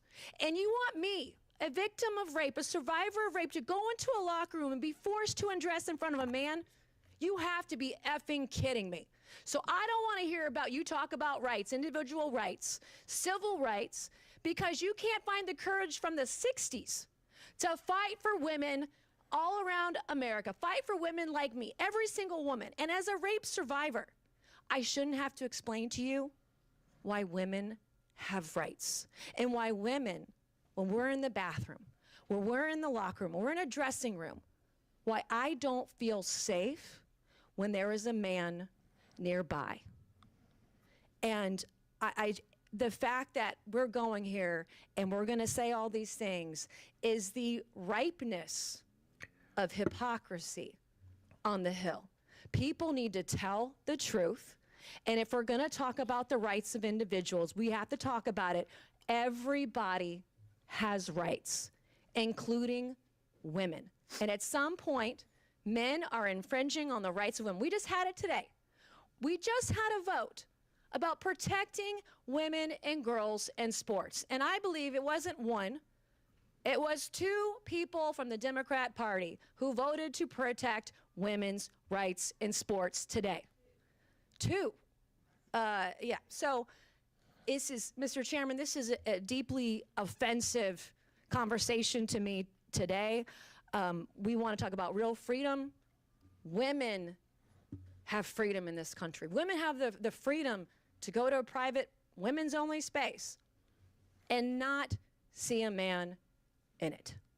Women have the right to change and not be feared that somebody with their sexual perversion, someone who's confused about their gender, we have the right to feel safe in these spaces. We have the right to know that we're not going to have trans people filming us in the bathroom. How many of these trannies are taking selfies? These men are taking selfies in women's spaces, in the bathroom. It's gross. It's disgusting. So if we're going to talk about civil rights, let's talk about the rights of women in this country and how you are stripping them away every single day. And you're doing it in your legislation, you're doing it in your messaging, you're doing it on X. You're making women feel unsafe in this country. And you're making the opportunity for women and girls to be raped, to be sexually abused in this country even greater than they've ever been. So don't come over here with your attitude and talk to me about rights when you're trying to take my rights as a woman, a rape survivor, away. Thank you, Mr. Chairman. I yield back. Gentlelady yields back. Any member seek recognition? Ms. Stansberry. Thank you, Mr. Chairman. I appreciate the gentlelady across the aisle demonstrating why we need civil rights. We need civil rights to protect all people, especially trans Americans who are under attack right now. I would like to yield the rest of my time to the gentlelady who is carrying the amendment. I don't even know how we got there because I tried to make it clear how many civil rights, it doesn't just boil down to one conversation, but I can see that somebody's campaign coffers really are struggling right now. So she gonna keep saying trans, trans, trans so that people will feel threatened. And child, listen, I want y'all I to am tell no me child. whether or Do not call me a child. I am no child. I want Don't to even find start. out I am a grown which woman. of those I am 47 years emails old. I have broken actually more have. glass ceilings than you Chairman, ever I Order, am please. reclaiming my Let's go. time. You will not do that. Order. I am not a Chairman, child. I am not a reclaiming child. my time. If you want to take it outside, Mr. we Chairman, can. the committee is not Okay. in order. All right. Order. Point of order. Point of order. Order. Chair recognizes Ms. Crockett. No, point of order, Mr. Chairman. State your point. Is it allowed in the rules for a member to incite violence against another member? I mean, she wants to take it outside with. Hey, I have the Crockett. First Amendment right too, And young so man. I have the I'd like First those Amendment words right. to be I'm not taken gonna be a down. child. I I'm am not gonna moving be to have called a those child words by taken any down. of I you. believe it's against the rules to Going incite outside doesn't violence incite against violence. You another should have a member of conversation Congress. that isn't. The committee will interrupting this suspend. committee. The member will state the words he wishes taken down. Where she said that we can take it outside, which is direct violation against the rules, inciting violence against another member. What rule? What rule? Cite the rules. How does that incite violence? Mr. Chairman, there are, if I might point out, Mr. Chairman, there are decorum rules in the House of Representatives. And the two parliamentarians are discussing this right now. We'll suspend for a second.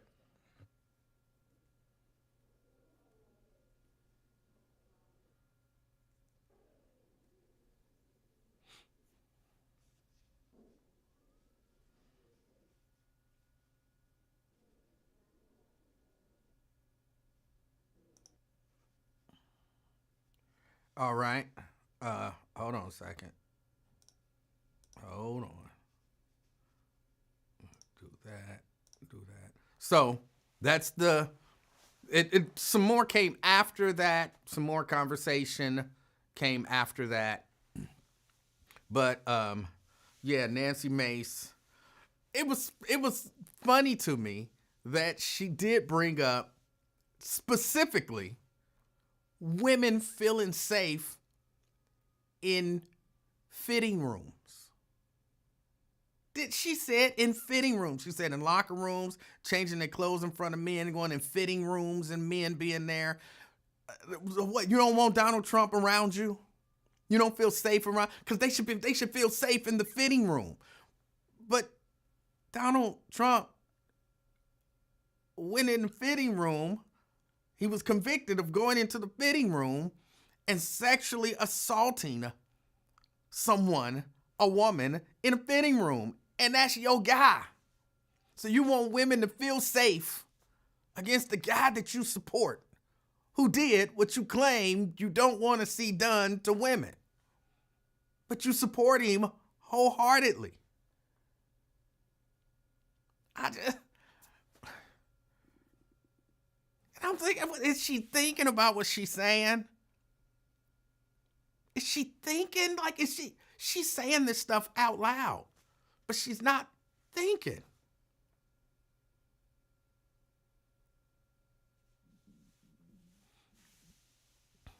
But did she say if you want to take it outside?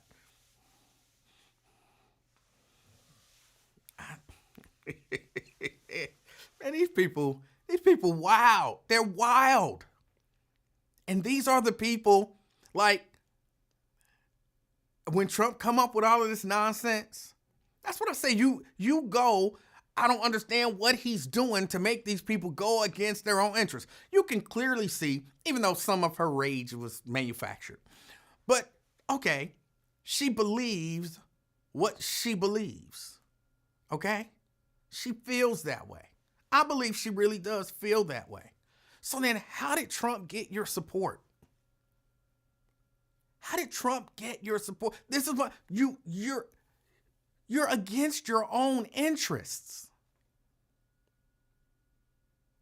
You're that passionate. Some of it was manufactured, but you're that passionate about protecting women from sexual assault. But you support the sexual assaulter. How does he get them to do it?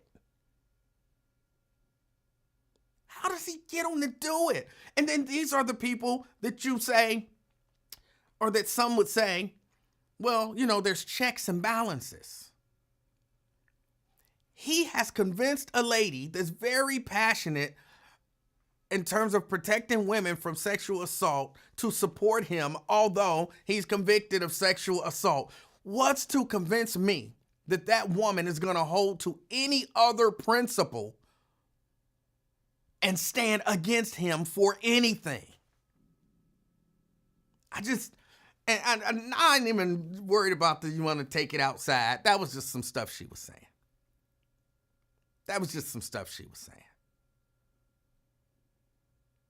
You know what I'm saying? You're in the House of Representatives. You can talk pretty big and bad about anything. It's not that big of a deal. You want to take it outside? Nobody's gonna take it outside. It's not gonna happen. That's just that was just being dramatic for the sake of being dramatic.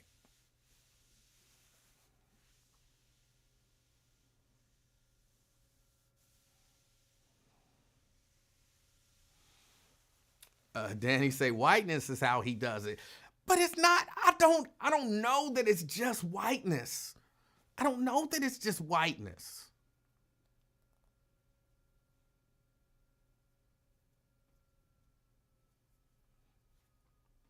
I mean, sure, whiteness plays a part.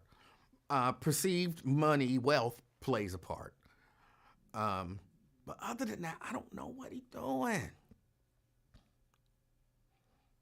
But yeah, the take it outside thing, I mean, there was no part of her that believed that she was going to say, if you want to take it outside, and then Jasmine was going to say yes, and then they were going to say, we're adjourned to go outside and watch the fight. And then they were going to walk outside and fight. Like,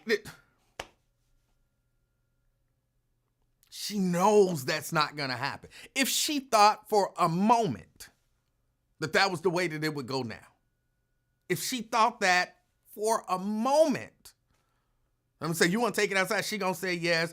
Okay, this session is adjourned. Everybody, we're going to meet right outside on the stairs. Y'all go change y'all clothes, come back out, and then y'all get it in, and then we'll reconvene. She wouldn't have said that. So that was just something to say. That would be interesting. I'm not encouraging that to happen, but that would be interesting.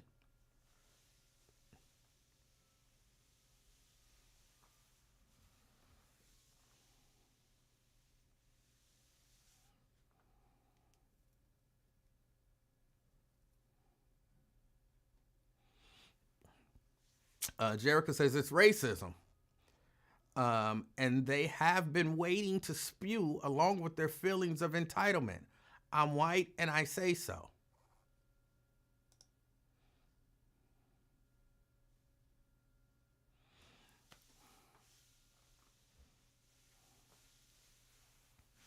I don't know. The whole thing is the whole piece was crazy, but I think I heard Raven saying today as I was driving in because I had to be at work late. I heard Raven saying earlier, had that been the other way around, and Nancy Mace said something, and Jasmine Crockett said, "Well, if you want to take it outside," and then slammed the little squiggly mic down. Yeah, there would be a huge conversation about that angry black woman. There would be a huge conversation about that angry black woman.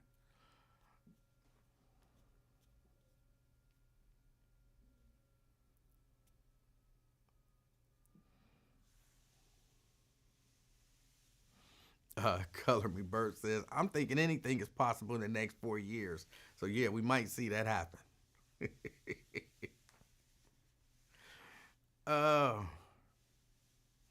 But yeah, no, this whole thing, I'm telling y'all, this government, some of this stuff is just the beginning. Like, I mean, we've seen,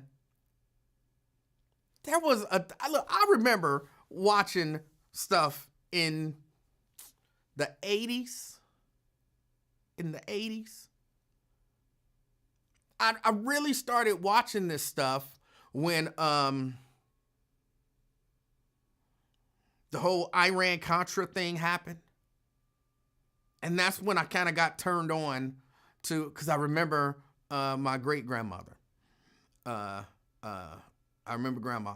That's what we call her. You know, she's my great-grandma. I remember grandma watching those hearings, Ollie North and all of that kind of stuff. And I remember it because she was saying, don't let nobody make you a scapegoat. And I remember thinking, it's not an scapegoat, it's scapegoat. But I was a little kid, and grandma would have put me in a headlock because she was known to do that. She would have put me in a headlock and did some stuff to me, so I didn't correct her. But that's when I started watching, governmental things on TV. That's when I became interested in it. And I don't know why I watched that with her. I think I was trying to build up the courage to tell her it's not a scapegoat. It's scapegoat. And so I sat there watching it. All the other kids was outside playing. My cousins and all that kind of stuff. Everybody was outside playing. But I was trying to figure out how to do that. But I ended up watching the hearings. And the way that, I'm not saying that they were perfect. But the level of, the level of decorum was very different. And just in the past few years, since maybe, and I might be kind of making this up a little bit, but I don't really recall this stuff happening under George W. Bush. Things got tense from time to time under Bush. But I don't remember outbursts and things of this nature and threats and all of that kind of stuff happening under George W. Bush. I remember it happening under Obama. But I don't remember this stuff happening under George W. Bush, under Bill Clinton.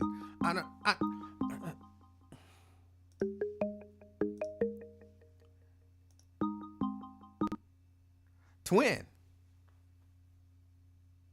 What's up, E, man? How you doing, sir? I'm all right, man. Good. I'm glad to hear that. What's on your mind? This puppet show that's going on. That's what's on my mind. The what show? Puppet show. Puppet, okay. From the White House to the Congress to the Chamber of Representatives, man. It's crazy. CK say he's a God, man of God. That's what he said. Well, you can't knock him for what he said, but I feel if you're a man of God, you putting on the whole armor of God, doing the will of God, being the witness and living testimony of, just being a spiritual man and knowing ins and outs of being the man of God, standing on principle and everything. All right. Are you a man of God? I'm trying to be, but I know. Hold on. God's Are you? still Wait. working on- Wait. Are you really trying to be? Yeah, man. It truly is, man. In what way? Make it to heaven. I know that for the hell. Well, but that's I'm going saying, on so down for here. example, you're trying to not have premarital sex. You're trying not to. And God work. I said I got flaws in everything. I God know, work but on you me. said you're trying. So trying would mean you're trying to fix the flaws. So that's what I'm saying. engaged, man. You're trying to not have premarital sex, right? I said I'm engaged. But that didn't answer my question. But you are trying to not have premarital sex, right? I don't want to answer that. Okay. But yeah, that's what I think. My definition of it. Now back to you was a little right what you try to say about White, what he dished out earlier. You was right, because you can make a hustle off anything. Like people, $15, $16, they see them billboards coming here and everything work for us. But they feel like, hey, $80 a day, I can go out there right now and do Uber or DoorDash and make more than that. Yeah. Why should I come here $80 a day when I know I can make? I'll get a part-time job, but hey, right now, this DoorDash and Uber, boom. Which it is, Emanuel. So some people look at it like that, and then some people took advantage of that COVID and everything with the stimulus checks, and hell, I might as well stay home. They got comfortable. And I believe like, that happened as well. Yes. Yeah, some people got comfortable with it and got lazy. Especially them people work down their jobs and family service, and then that rent and everything. That's what I hate about that. Emmanuel, I was, paying rent $528. Then COVID came, 2020, and now I'm paying like $820 now, man. And then I asked them, I say, hold on. I said, I know the government gave y'all some money or some type of grant, whatever they gave y'all, PPE loan, S loan. I said, look at this, look at here. I say my rent jumped from $520 all the way up to 2024, and you mean to tell me ain't no way I could accept 25 here, 30 there, but it keep going 50, 75, all that. I was like, ain't no way. What happened? Well, we didn't get our loan or some shit holler. I'm like, man, that ain't got nothing to do with me. You driving these 24, 25 trucks and Volvos, whatever, Mercedes, and that's where the money went to probably. So, man, it's crazy how it is, man. It is crazy I hope they, whatever she did, I hope she get caught for what she did, because it's crazy. My rent should never been like that. Talking about, well, we was expecting some type of assistance or something from the government. I said, I ain't got nothing to do with that. So my rent should never be, well, it's like that all across the world. Man, not like this. Jumping every year or every 6 months, no. Yeah, no, bro. It's like that across the world. It is. That's what I was trying to tell y'all during the election when y'all like, ooh, prices is up. Ooh, eggs is up. I'm like, they up around the world. Prices are up around the world. What's happening here is less than what's happening around the world. Joe Biden did a good job with the economy. Some people took advantage of that, man. Just like he was hollering, some people took advantage of that stimulus and PPP loans and all that. Well, of course some did. But Come that's on, not. okay, But then. what you're talking about, I think people Man, would they had consider to get that. that money back. That's why they did. Oh, we got this and stuff. I know how we can get it. Raise that rent. Some people think like that, man, to get their money back. What? Landlord, I'm just saying, landlords stay out in Fiji somewhere, and you got a management team here that stay here locally, but send his cut to Fiji or whatever. But the landlords so backdoor each other and everything, and they on the same, like, hey, we get this $10,000 out of them or whatever, But what? Hey, we'll see this later on. But let's get this 10,000 real quick. That's how they think, man. Scheming people, whatever. I know a couple of landlords, management got fired like that, man. Look, Scheming people out. bro, prices are going up, man. Yeah, I know that. 'cause I just went Rent in is here. gonna go up. It's not gonna stay the same. Again, this is what I was trying to. But it ain't gotta be no 300-400 jump off star like that. Come on, man. It's shot 528. Then it's come on. Like, hold on, my stuff just went up 3 months ago. You mean to tell me another one? Don't you have a Come on, lease? Huh? Don't you have a lease? Man, I got out of that lease. When I got there a year, then I was going month to month. And then some told me, Bro, man, that's just- why they can raise your rent. They can literally raise your rent every month. They don't, though. I was in there I ain't signed my lease till finally last year. And I was been there like 2018 maybe?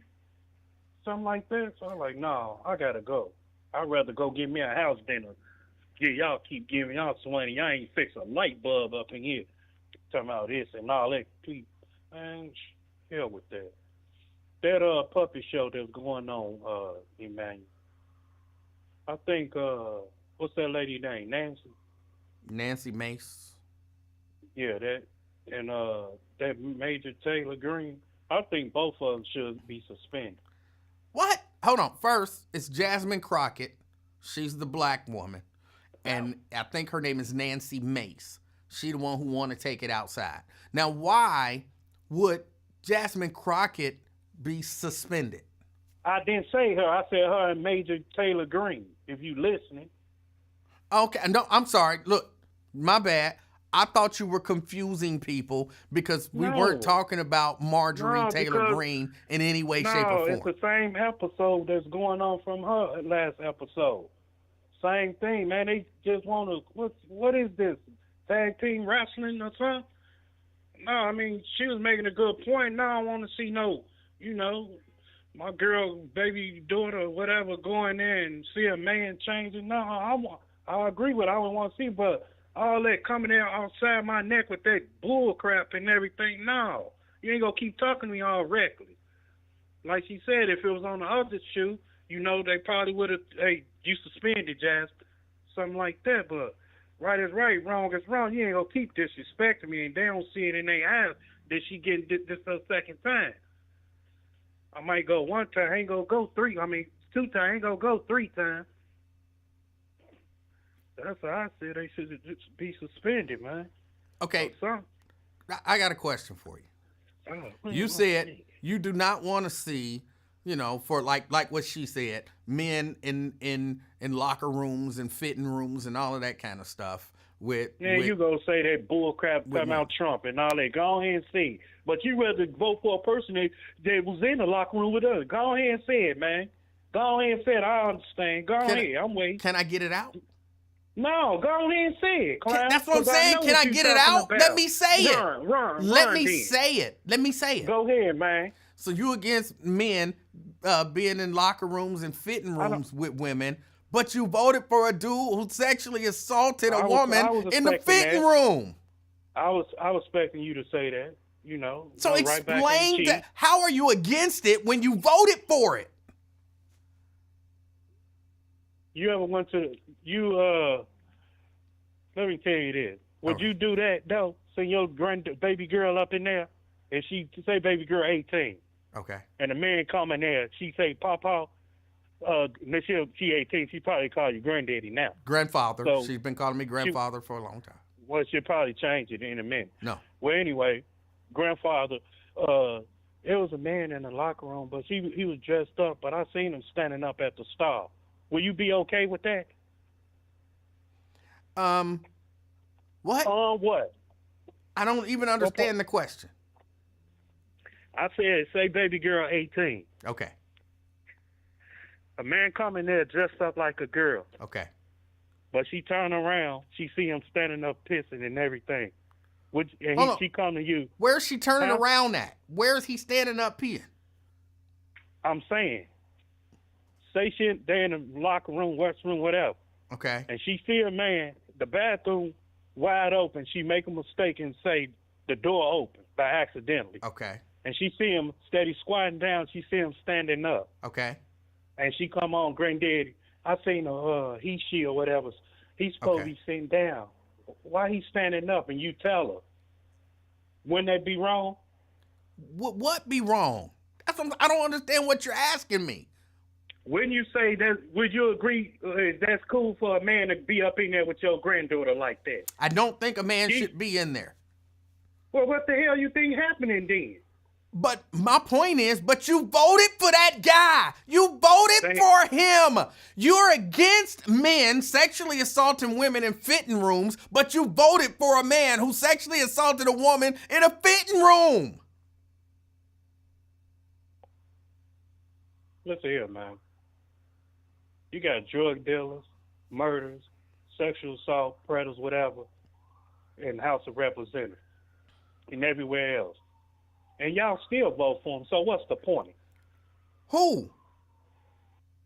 I'm saying, who? His representatives with cases and Who? stuff. Y'all don't know about it. Who? Right, we don't know about it. If we don't know about it, then we can't be held accountable for it. But you knew about it. Okay.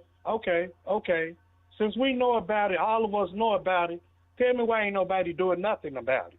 We didn't vote for the dude. He was found liable. He got to pay. You voted for him.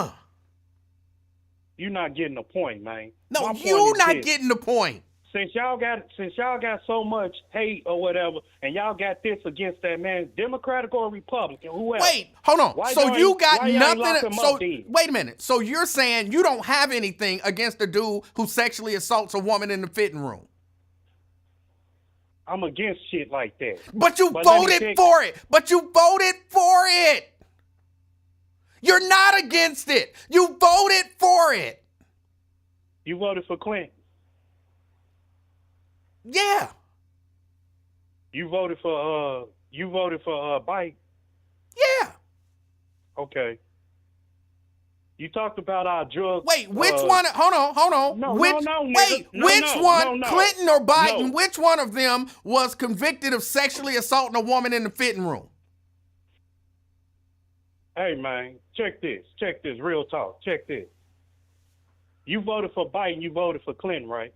Neither of them was convicted of sexually assaulting a woman in the fitting room. Point, man. Just listen for a minute, man. Just listen. Damn. You voted for Clinton and Biden. I already answered that. Okay, let me tell you this, man. Y'all cry about the drugs in the community, black community, right? Sure. Huh? People talked about it, right? Yes. Say, okay, you voted for them too. Since you voted for them, why they ain't bring it about? Why too many people ain't talk about it when they signed a crime bill? Tell me that. Hold on. Wait a minute. I ain't no waiting in my ass. Hold on. Can I answer the question? Was Bill Clinton convicted of selling drugs in the black community? Was Bill Clinton convicted of selling drugs in the black community? I'm pretty sure. Was Bill Clinton convicted of No. Was Joe Biden convicted of selling drugs in the black community? No. Was Donald Trump convicted of sexually assaulting a woman in a fitting room? Evidently, he wasn't convicted because he's still out. He was. No, he wasn't. He was found liable, bro. What's his punishment? I think he got to pay her like $450 million. That ain't shit. He'll get that out. That ain't the point. You're talking about stuff no law, no conviction, no judgment, no nothing has happened, but you voted for a dude who was found liable. He sexually assaulted that woman. You can't say I'm against it, but I'm a vote for it. 2001, 2002, Twin was convicted of selling drugs and beating up an informant. Twin gets sentenced to 8 years. Department of Corrections. Bam. Twin gets out 2007, 2008. Didn't have to pay no fine or none of that, but be on parole for 3 years, but did good behavior or whatever, got off early within 9 months. Donald Trump gets convicted of 34 counts, pay a fine, and get to be a president again. Didn't do no damn jail time. Hee ha ha. I'll be back in 2024. Let it make sense, man. You voted for him. Oh my God. You just laid out the perfect case for why you should not have voted for him, but what you just said. Oh, Twin got this and this happened. It happened to Donald Trump and nothing happened. You put him in office. I don't care what he did. He been grabbing pussy since day one. And you voted for him. Oh my God. I grab it you too. got anything else? I grab it too. Do you have anything else? Because this ain't making I grab sense. it too. So what's wrong with that? This ain't and you trying to be a man of God. You run around grabbing vagina and you trying to be a man of God. I don't grab it now, but I'm just saying. You just said I grab it too. You didn't say I used to grab it. You said I grab it too. Well, put a use to it then, because I don't. But you vote for it. But I'm saying when I was out there, I was grabbing at strip clubs heavy. But you vote for it. Ain't nothing wrong with that though. Okay. It is what it is. All on demons, man. Then stop saying you against sexually assaulting women when you're not. You vote for it. That's all I'm saying. Stop saying you're against stuff that you're actually for.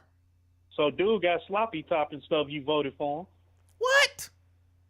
Clint got sloppy top, you voted for him. I'm not against fellatio. Oh, you said what? I'm not against fellatio.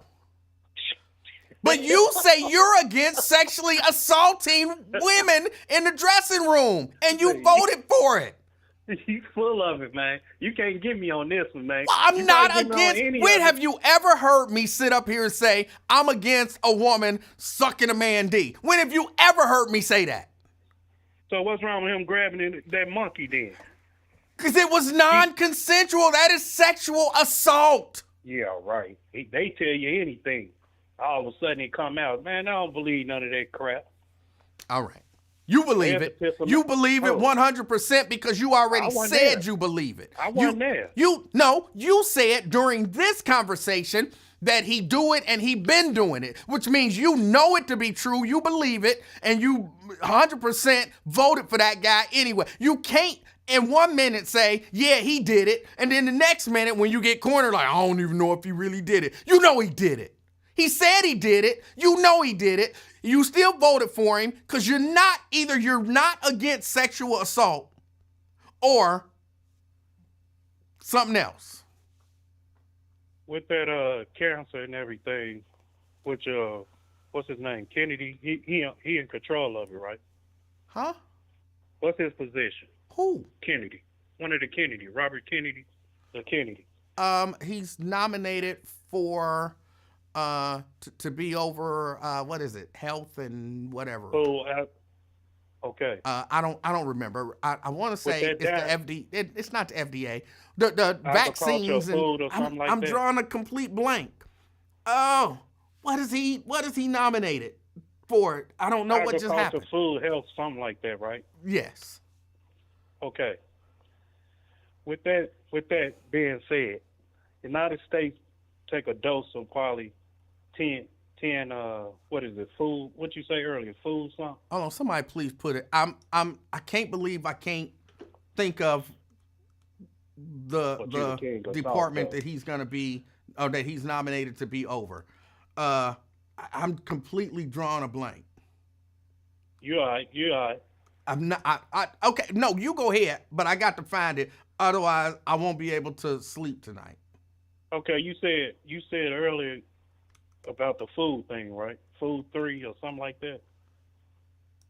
Yes, red dye. Okay, they use about, say, 10 centimeters of 10 meters or whatever, how much they use of it. But other countries use about 2.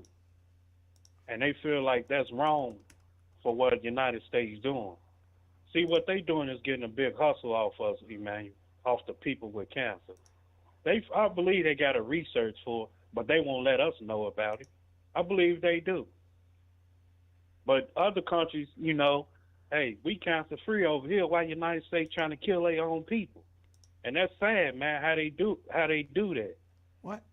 I'm saying it's sad how United States try to take the people out. I think it's a cure for cancer, but they ain't gonna let us know. Okay, Health and Human Services Secretary. Yeah, something like that. Yeah, I 'Cause he had said to once look he it up. get, he said once he get in office, he go change all that. He go put regulations on, these food companies, how they putting all this dye and extra stuff in the food, which is gonna take some time to do. Good luck with that one. So, I don't know. All right, man, it was good going back and forth with you and everything else. I'll try, and I'll freeze. All right, hey, God, you keep on eating, listening. and it's driving me crazy. I hate talking to people while they eat. Enjoy. I'm not eating, man. I'm walking. I had this mask over my face to Oh. block the wind, man. Sound like you was eating. No, I want to eat. I want to do that. That's All right. rude. Well, enjoy the All rest right, of your day, man. Stay warm. I'm gonna try. All right. All right. That was Twin. I'm sorry. I couldn't think of it. But yeah, I already talked about, somebody posted that they the thing about Red number 3. I already talked about that earlier in the show. Somebody else posted about the ceasefire between Israel, Gaza. I talked about that earlier in the show as well.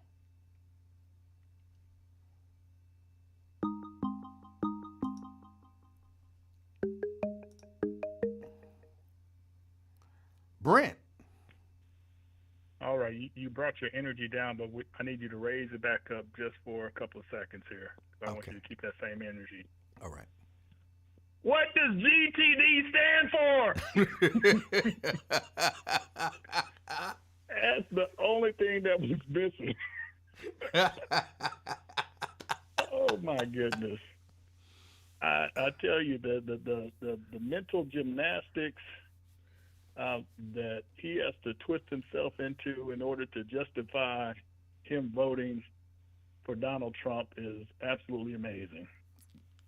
So it's crazy. And even that, with the whole deal with the Clinton trial with Monica Lewinsky and everything, that occurred after he had already won his second term, I believe. So that means we didn't vote him back into office. So but he's frustrated that way. But I didn't get a chance to call yesterday. All right. So I have an abbreviated wrestling report. All right. So I think they were in San Jose.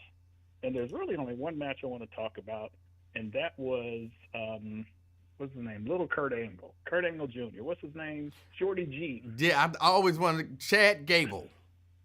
Chad Gable. Chad Gable was to wrestle against some mystery luchador, which was the worst kept secret in the world. Yes. And it was Pentagon Jr., or what he's known now is just Penta, which just means 5. So he came out, and I didn't realize how short he actually is, because he is Chad Gable's height. Yeah. Which I thought he was a lot taller, even in AEW and definitely in Lucha Underground. But to me, the match went way, way too long. It did. Yes. I felt it should have been more of a squash match. If anything else, maybe 5 minutes, if that. But goodness, I think it went almost 15 minutes, because it didn't make him look as strong as I think he should have looked. No.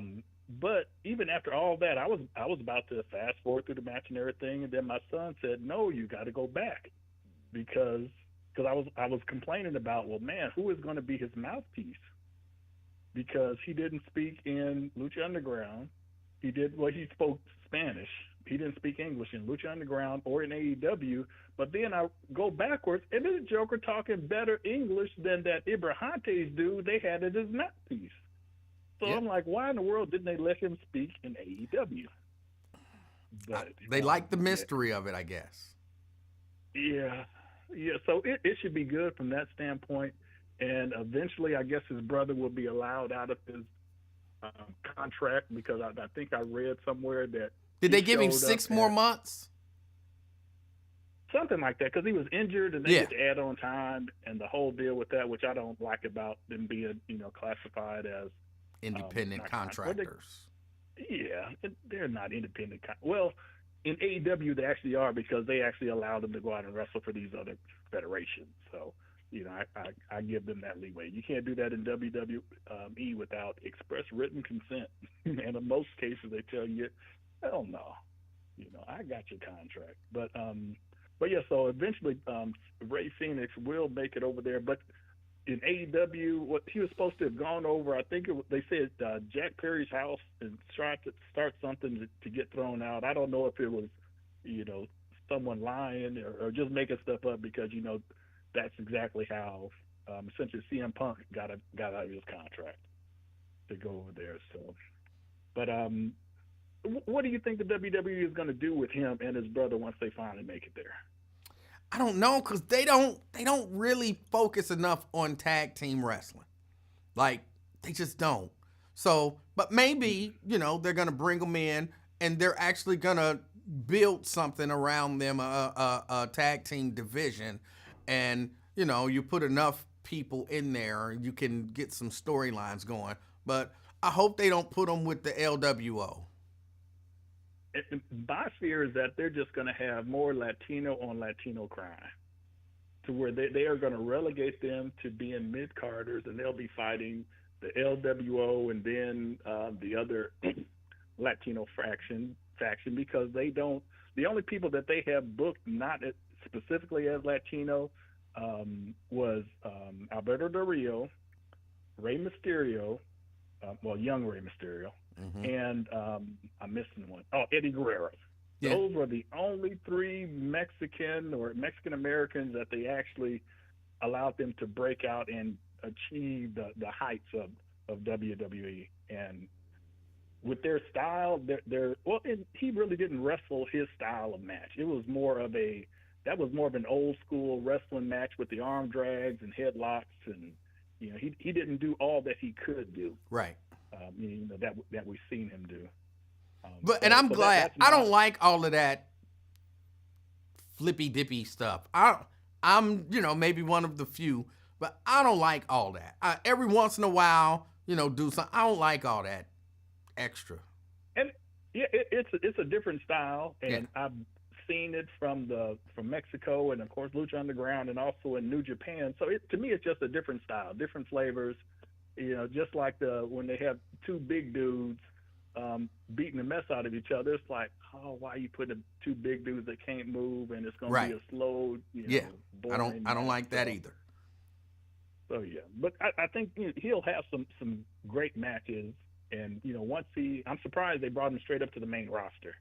I figured they'd make him go down to NXT in order to, teach him how to wrestle the WWE style of matches, but he did good, and a couple of botches, but that's to be expected.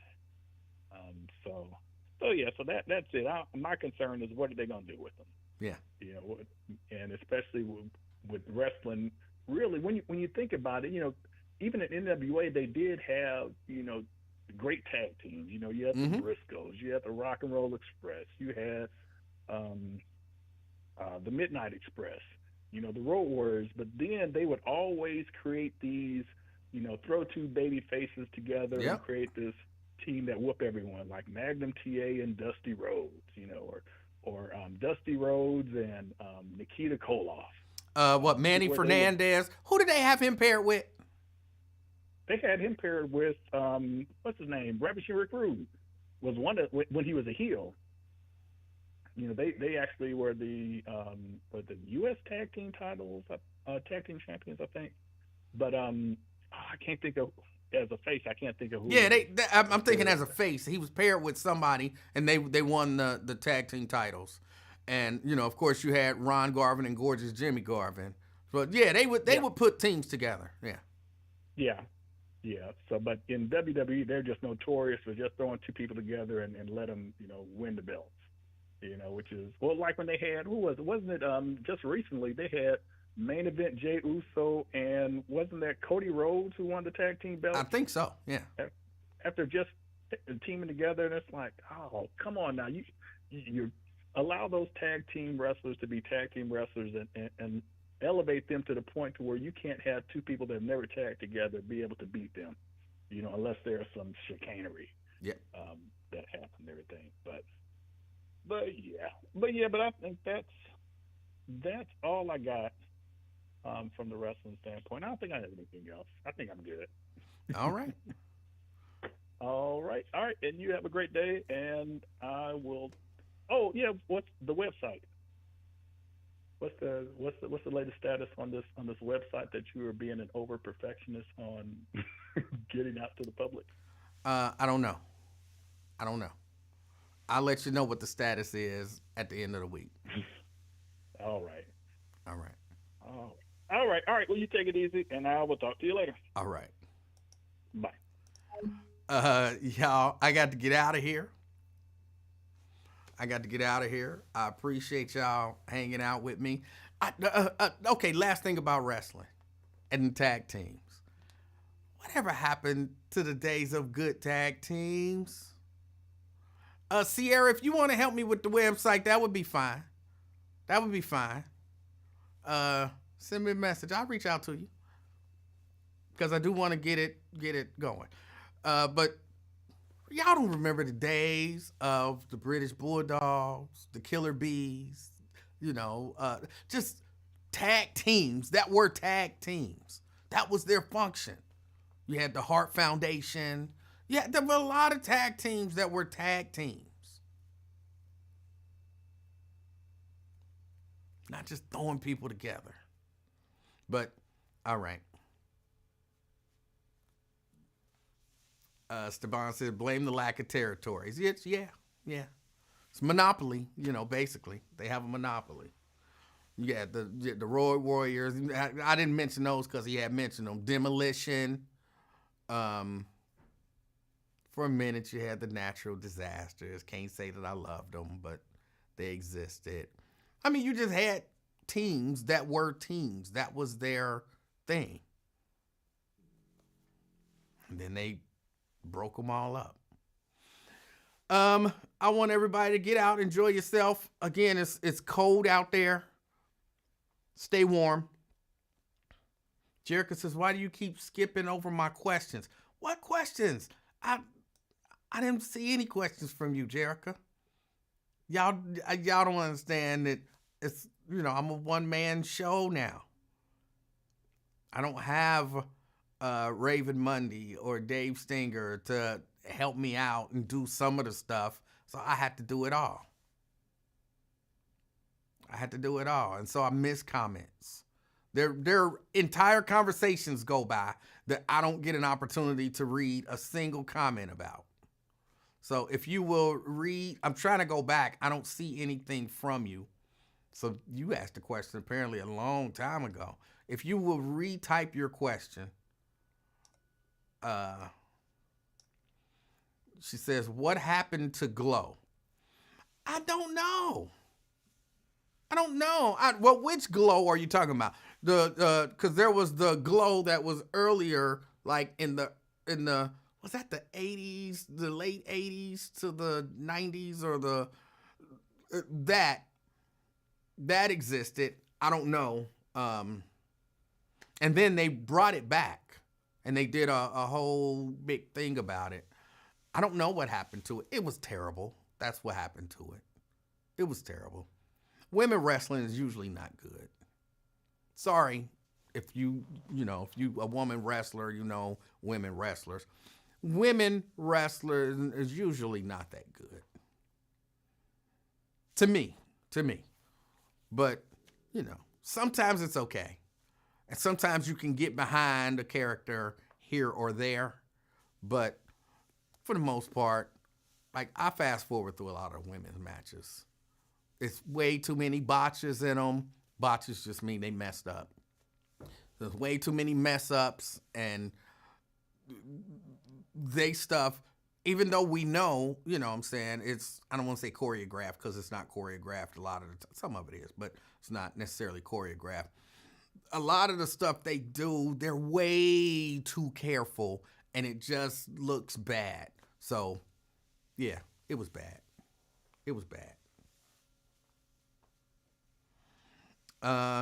Shahara said, glad he sees I'm not the only one who says he doesn't read my comments. I never said you were the only one. Never said you were the only one.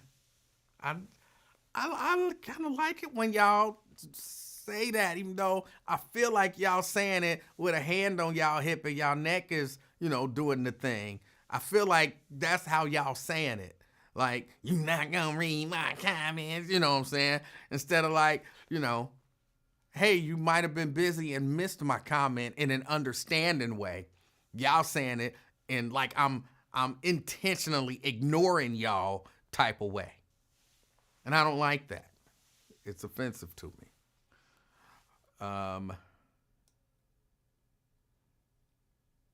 Let's see. Nakia says you're being a hater, Emanuel. I'm not being a hater. I'm not. I'm just saying the truth as I see it. I don't, just like, I'm just saying, I don't watch women's basketball. I'm going to try it again at some point. I'm going to give it a shot. But if I see too many air balls, I'm out. I'm out. An air ball here or there, it happens. But if I see too many air balls and too many missed, we call them bunnies, too many missed bunnies, I'm out. Y'all should be able to hit. I can shoot air balls. I can miss layups. You know what I'm saying? I don't want to watch people do the stuff that I can do just as good as they can do or just as bad as. I don't want to watch that. So, yeah, a lot of, I'm sorry. Women are tennis. I watch women's tennis because they be good at it. But if they was just serve the ball, return the ball, ooh, she totally missed it. Ooh, serve the ball, return the ball, ooh, she totally missed it. Ooh, double fault, she missed the ball both times she was trying to serve it. She just missed it. Ooh, double fault, she missed the ball. I'll be like, I'm out. I'm out. I don't want to watch that. But the fact that they get out there and they play each other and they play good, they're skilled, you know what I'm saying? It's exciting. I'll watch it. But yeah, stuff that's not, I don't watch that.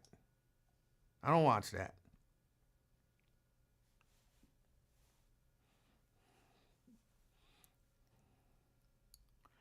Shahara, talking about we can't help you misinterpreted what we say. That's on you. Maybe ask us how we said it in our heads next time.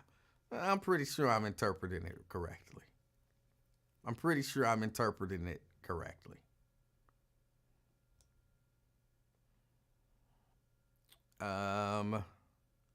Have you seen lingerie football? I haven't.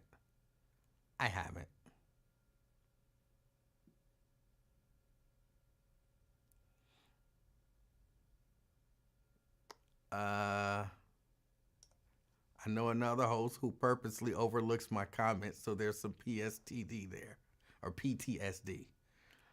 I don't do that.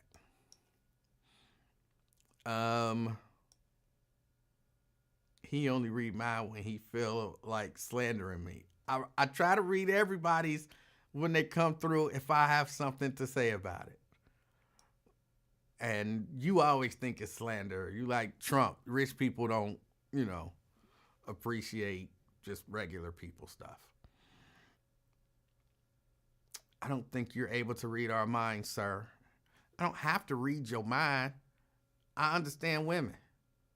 I feel that vibe from, I don't have to read your mind to be able to read you.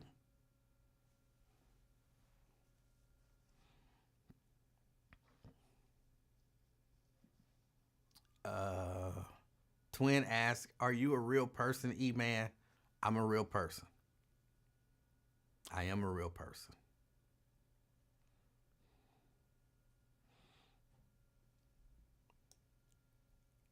Stephon say, Emanuel wasn't lying about you being rich.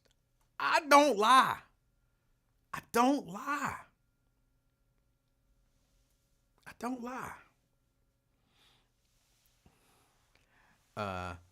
Jerica and Shahara basically, Jerick is saying, explain that logic, sir. And Shahara is saying, you don't even know us.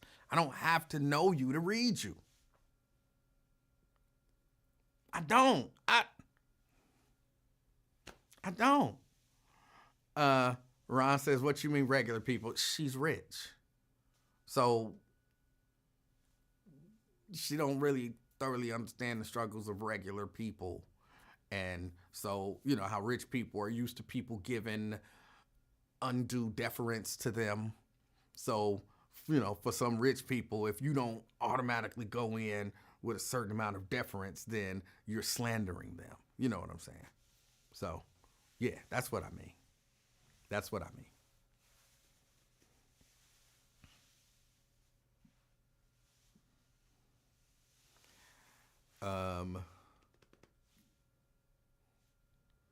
But yeah, no, ladies, understand this.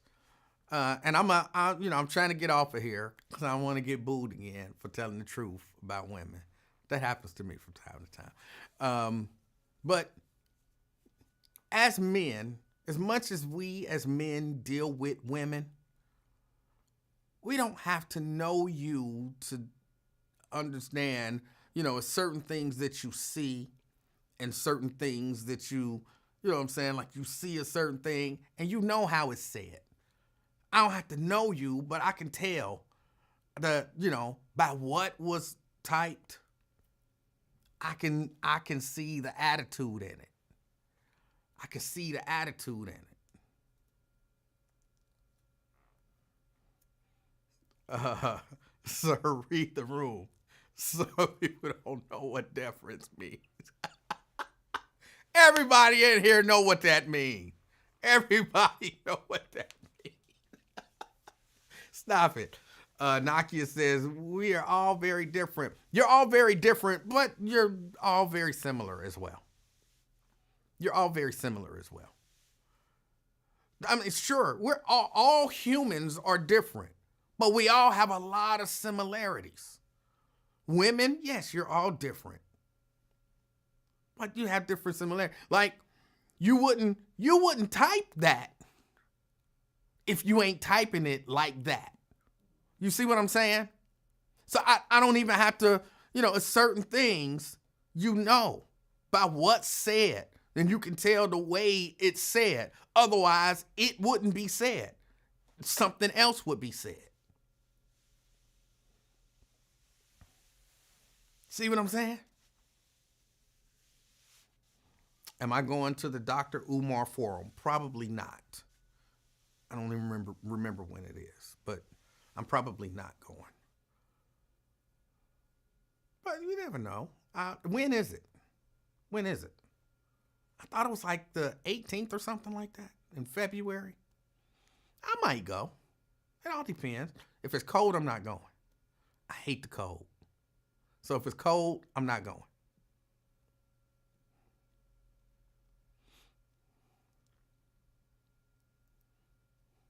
For example, Nakia, because Nakia says, what? Y'all don't seem to be understanding what I'm saying. Okay, let me say this. Like, there are certain types of women that say certain types of things.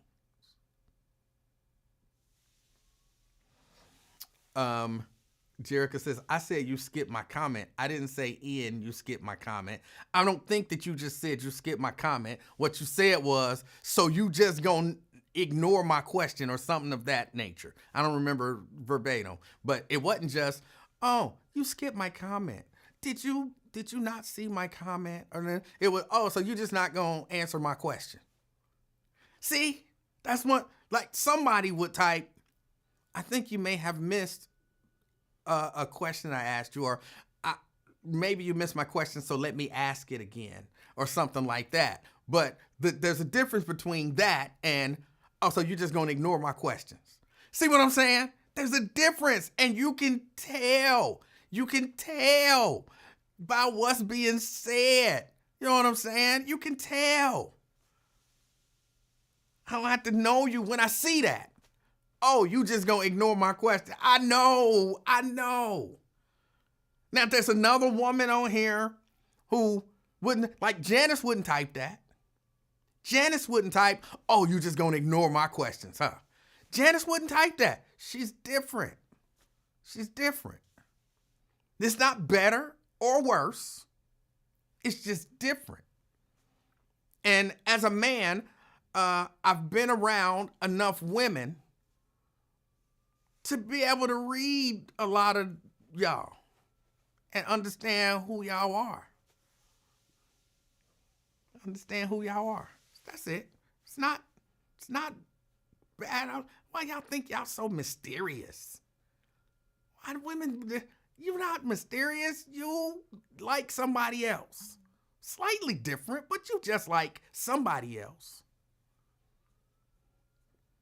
Y'all learn some of the same phrases and same body movement and same neck movement and, same facial expressions. And, what I'm saying? You pick who to model yourself after. I didn't model myself after nobody. You did. But you know what I'm saying? You pick who to model yourself after. I've met her before. I've dealt with her before. It's really only about 4, maybe 5 types of y'all. So once I've met all 4 or 5 types, I'd have met all y'all.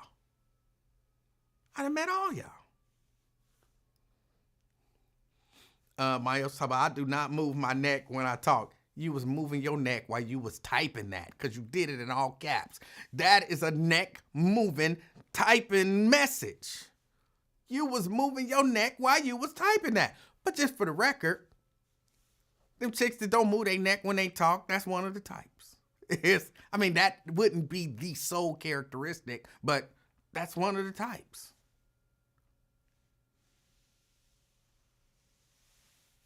That's one of the types.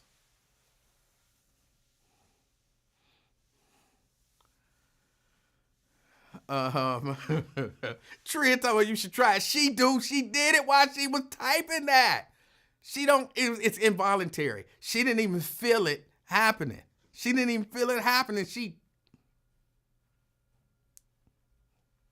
see it. She didn't feel it happening. It just happened. It's not voluntary.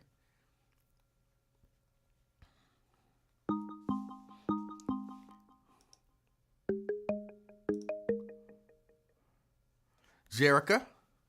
You are such a know-it-all. You know that? Don't be mad because I'm right. No, I'm not saying that you are right. You think you know everything. No, There's I don't. No room to I don't. educate Emanuel the Great. I think it is. You know everything. My don't. comment when I asked, like, oh, so you just gonna skip with my question? I may have just been rolling my neck just then when I did it. Right. But I didn't do that before. Yes, you did. Exactly the way you said it just now was the way you typed it. Now. Just now because I'm sitting on the couch. Earlier I was standing up. I did not roll my neck. Why am I rolling my head? I hate you. I hate you so much. Hold on. Wait. You think it changes because you standing up instead of sitting down? Yes, it does. It makes a difference. Like right now I'm sitting down, right? So I'm moving my hands. I may or may not be moving my neck too. But all I'm saying is you don't know everything. Like you act like you were placed here to educate us all.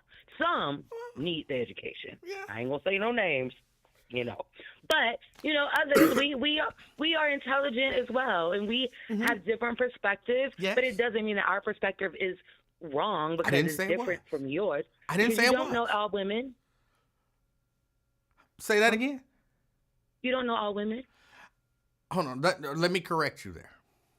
Oh, here we go. I don't know every woman. Mm-hmm. But I know all women. Okay. When you throw in the word but, it negates everything you said before that. That's not true. So true. in your mind, you know everything. You know all there is to know about women. You know how women move. When you see a woman in a distance, you're like, yep, I know her type. So typically, I don't yes. this thing. Yes, I can see you in the distance and know your type. Now, again, so how did you end up with that you're going to ex-wife bring... you ended up with? I'm sorry, say that again. Hello? How did you end up with that ex-wife you had? You didn't see her coming?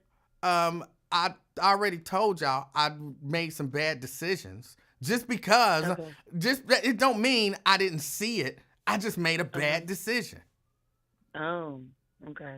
But I take responsibility for that. See, that's what I'm saying. I'm not saying, see, you could get that off and it could be a good line. If my comment about her was, I didn't know what I was getting myself into. I didn't know. She didn't act. She changed once we got. No, I didn't say that. I've said all along, I saw red flags. I knew what I was getting myself into, and I made the bad decision to go there. I don't recall all of that. Maybe you said that in one of your stories. No, I don't recall you saying that. almost every time I talk about that situation, I say that. I made bad decisions on that. But it don't mean I didn't know that type.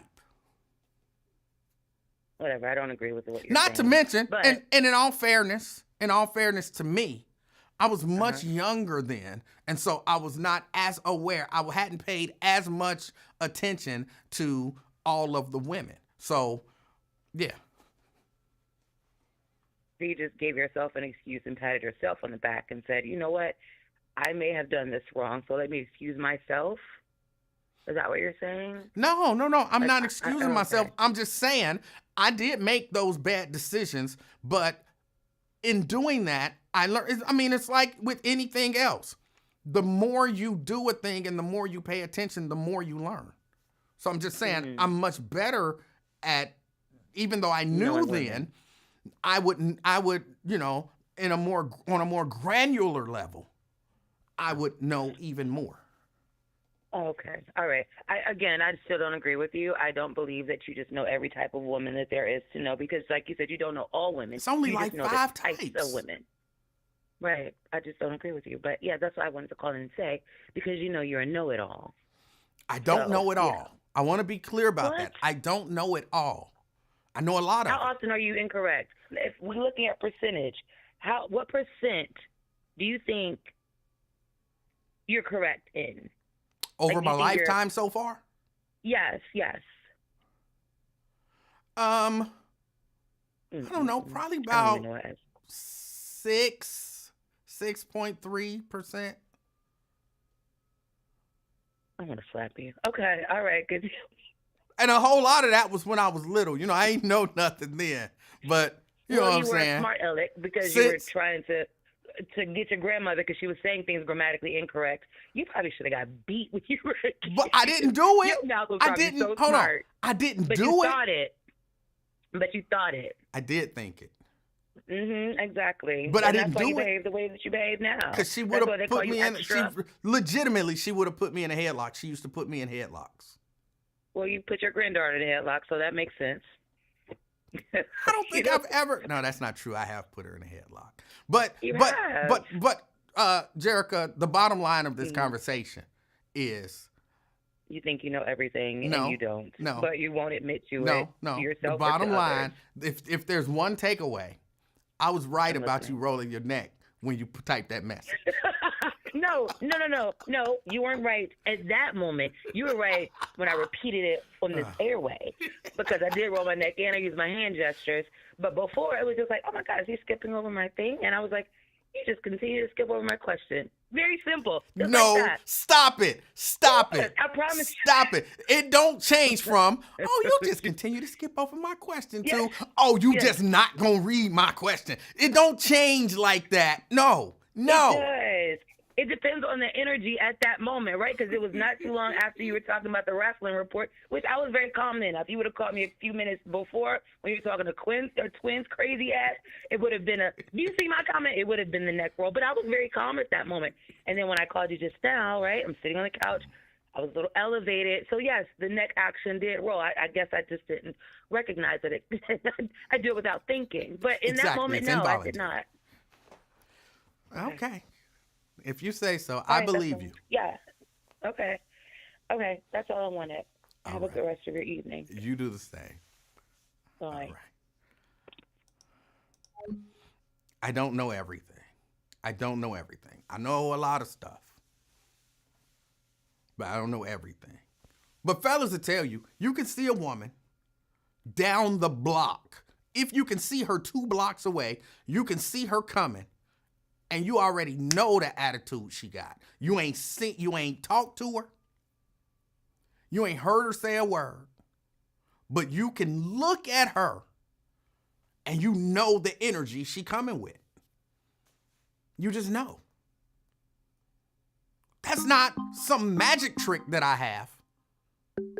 Probably every man in the chat will tell you the same thing. It's very rare that you're surprised, like, oh, I didn't expect that from her. It's very rare. Mimi.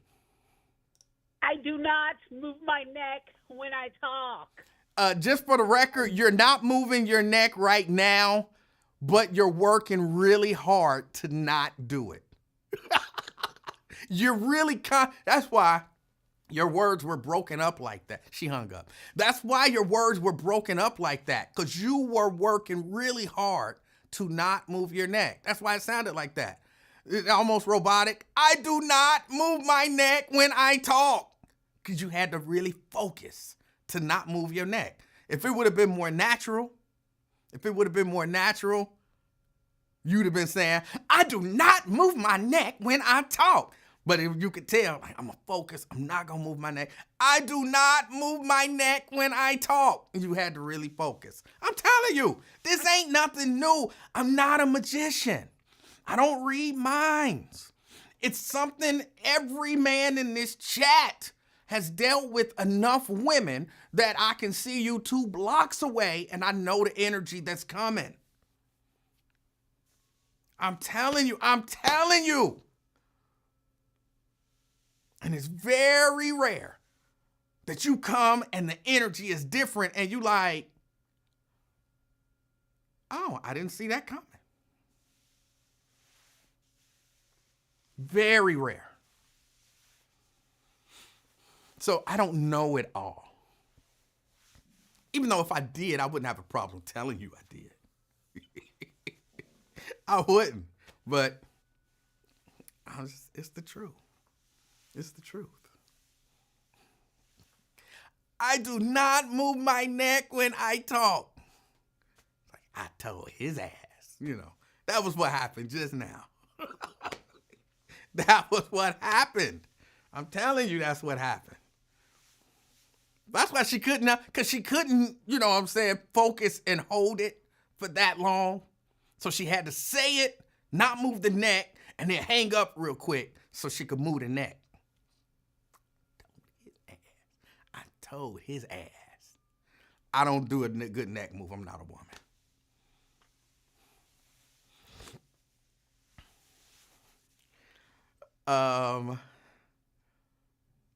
How about if you just come and you don't have energy either way? No, you have energy. We all have energy. I mean, there's a certain energy that we all, apparently I project a know-it-all energy, even though I don't know it all. We all have a certain energy that we project. So if you come and you don't project any energy, you're a corpse. Like you're a literal corpse. And, I'm afraid because everyone projects energy. Not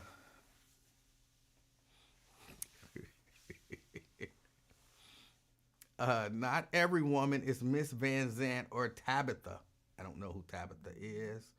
There are a bunch of Nikki's and Moeshas is in the comments section. Vincent says, I know enough not to know anything. That's how they want you to be. A lot of women want you to, come off like, oh, I don't know nothing. I don't know nothing. Psst, please. I know stuff. I know a lot of stuff. And I'm not going to hide from the fact that I'm right overwhelming percentage of the time. How you going to try to shame somebody, Miss Jerica, for being right?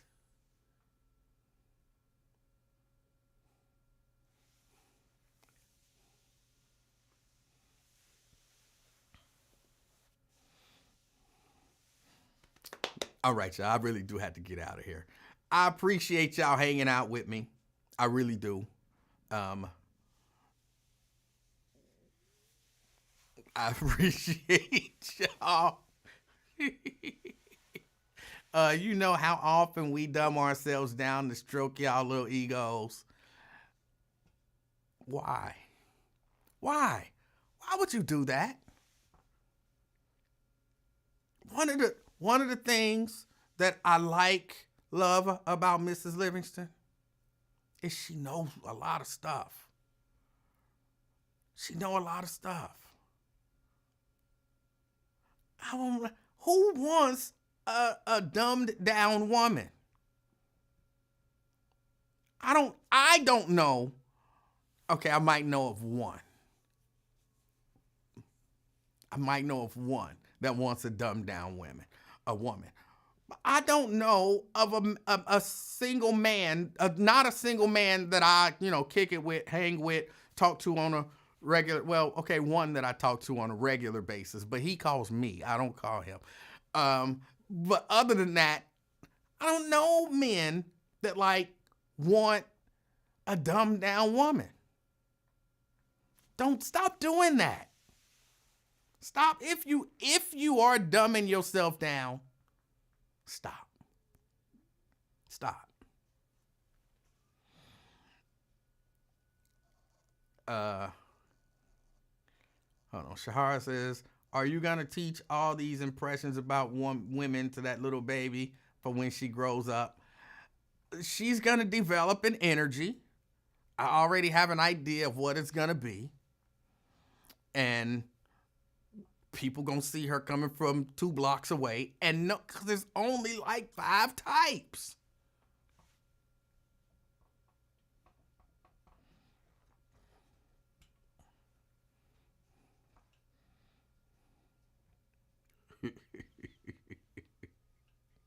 LaDonna says, you'd be surprised, E-Man. Look, I'm not saying they don't exist. Or maybe I did say don't know man. And if I said that, then, I retract that. Most of the men that I know love a good conversation with an intelligent woman. Love to be able to have a conversation with an intelligent woman who has her own views of things and can be intelligent and lay out her point and it makes sense and she has knowledge. So, I'm saying, you say this and she's like, no, baby, it's this. And you're like, oh, my bad, thank you. Boom, and then you can keep going. I love that. I love that.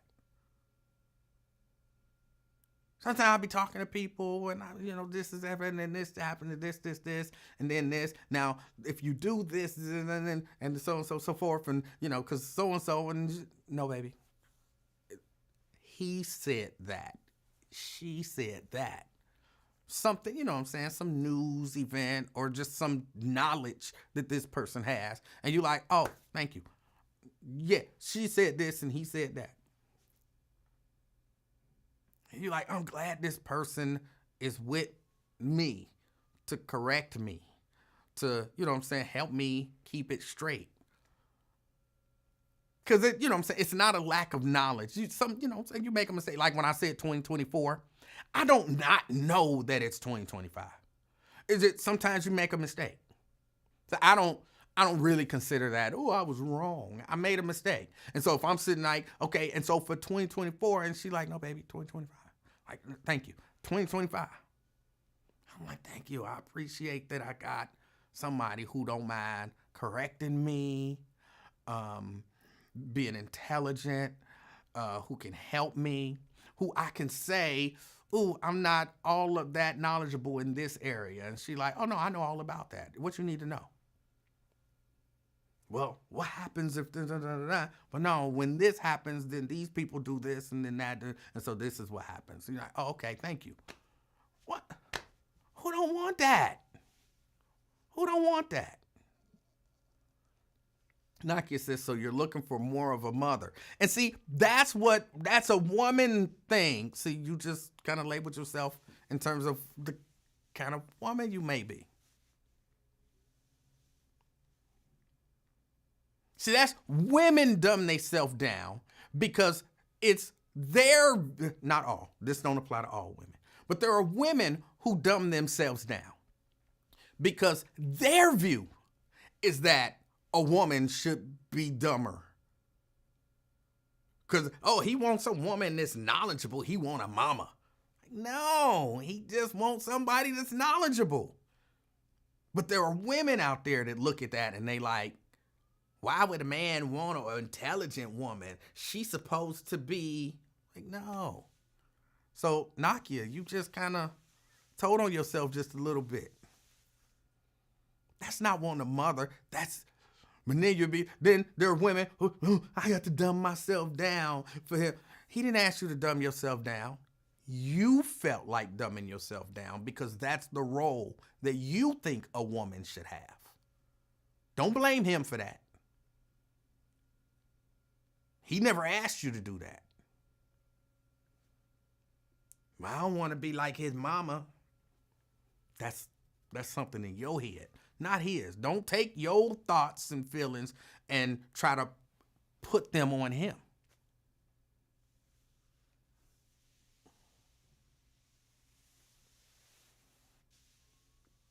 So, yeah, ladies, don't believe all the stuff that you've been taught. And don't even necessarily believe all of the stuff that you believe. Y'all not good at reading energy. Men are good at reading energy. Not all, some of y'all good at reading energy, but a lot of y'all not that good at reading energy. That's how you ended up, I didn't know he was abusive until our honeymoon. Like, come on, there was plenty of, y'all didn't read his energy right. I didn't know he wasn't paying child support and that he had 6 babies. You didn't read the energy right. Y'all not good at reading energy. We pretty good at it. Why are you picking them hoes? Because that's what we wanted at that time. We don't not know she a hoe. We wanted a hoe at that moment. And when later on we like, oh, I should have never chose this hoe. But I know I knew she was. And we might say, well, how was I supposed to know that she was screwing the whole neighborhood? We knew she was screwing the whole neighborhood. We just wanted our turn. And then at some point, we want to reclaim our innocence. But we knew the whole time. Y'all be genuinely, I didn't know that he was that type of person. We know going in, she that type of girl. She's that type of person. She is manly as hell. Not manly looking, but her attitude, we know right out the gate, like her attitude is manly. I got to deal with that to hit it. Okay. I'll deal with the manly chick to hit it. That's fine. So she's sexy as hell. And it's just her attitude is more manly. We know she insecure. She insecure as hell. But I still want to hit it, so I'm going to have to deal with her insecurities. To hit it. I'll deal with her insecurities to hit. But if we not confused, I didn't know she was that insecure. Let a dude come up to me talking about his girl and say, bro, when I met her, I didn't know she was that insecure. I'll be like, and y'all know I don't use this word, but I'll be like, nigga, please. You could tell when you saw her, she was insecure. Stop it. You knew she was insecure. You just wanted to hit. Maybe you didn't think it was going to come out like that, but you knew she was insecure. Like she got all that mouth. She just won't stop. She just got all that mouth. If I'd have knew when I met her, she had all that mouth, stop it. You could tell by the way she walked up to you because she probably asked you for your number. You could tell she had a whole lot of mouth on her. Okay, that she probably asked you for your number ain't necessarily true. But you could tell.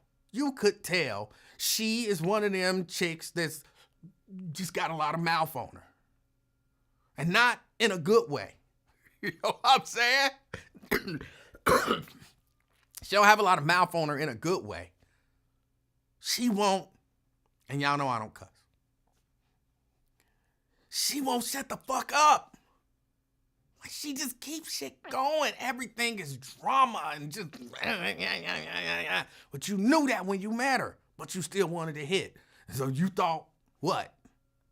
You thought that her real nature wasn't going to come out? Men don't do that. Men know. I'm for real. I don't think in my lifetime I've ever had a man, one of my friends, say to me, I didn't know she was that kind of person when I met her. Because I would say, nigga, please, you knew. Please, you knew. You just didn't care. 'Cause we all know why you didn't care. Look at that ass. That's why you didn't care. But you knew. Don't pretend you didn't know. And if that happened, I almost guarantee he'd be like, yeah, I knew. You right. I knew. I just got caught up.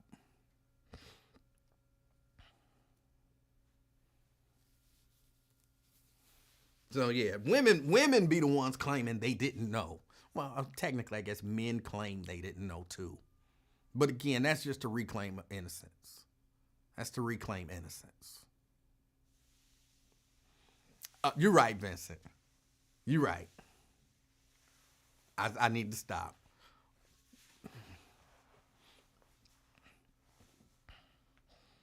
But I'm not lying. I'm not lying.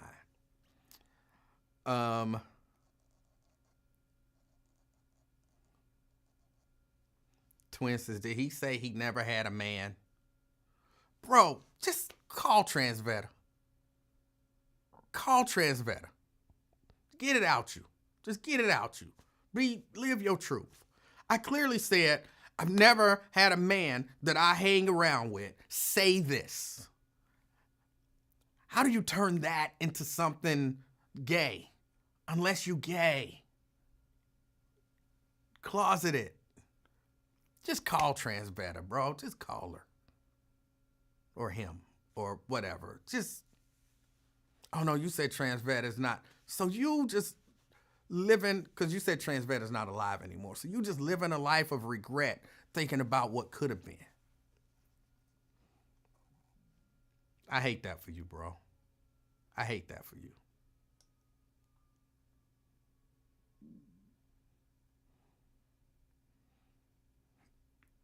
I hate that for you. I do. I hate that for you. I wish you could just go back and live your truth. That's my desire for you. Maybe the next Transveta, you know what I'm saying, you'll go ahead and play baseball. You'll go ahead and play baseball and let her slide in the second base and, you know, just balls all in your face. You'll live with it. I'm sorry, that part is still funny to me. I'm sorry, and I shouldn't even brought it up. But you were scared to play baseball, a nice friendly game of softball, because you were afraid that they were going to slide in to second base and their balls was going to be in your face. That is such an unreasonable fear. Y'all, I got to get out of here. I got to get out of here because I don't want to start laughing. I don't want to start laughing. LaDonna, he said it. Myosha, he said it. That's why he said he refused to play baseball with Transveta, because his fear was that Transveta was going to slide into second base and have her balls in his face. A nice friendly game of softball at the family reunion. That's aggressive as hell. Ain't nobody sliding in the second base at the family reunion. And if they do, I played baseball here and there, but I've never been concerned about some dude balls being in my face because he slid into a base. Oh boy, I got to get out of here. Caller. Trent's better.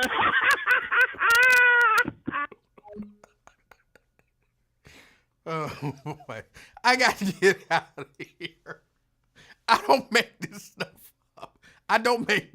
up. Get out.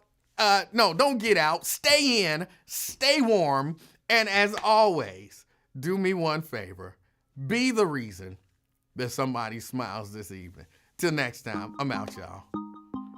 Peace.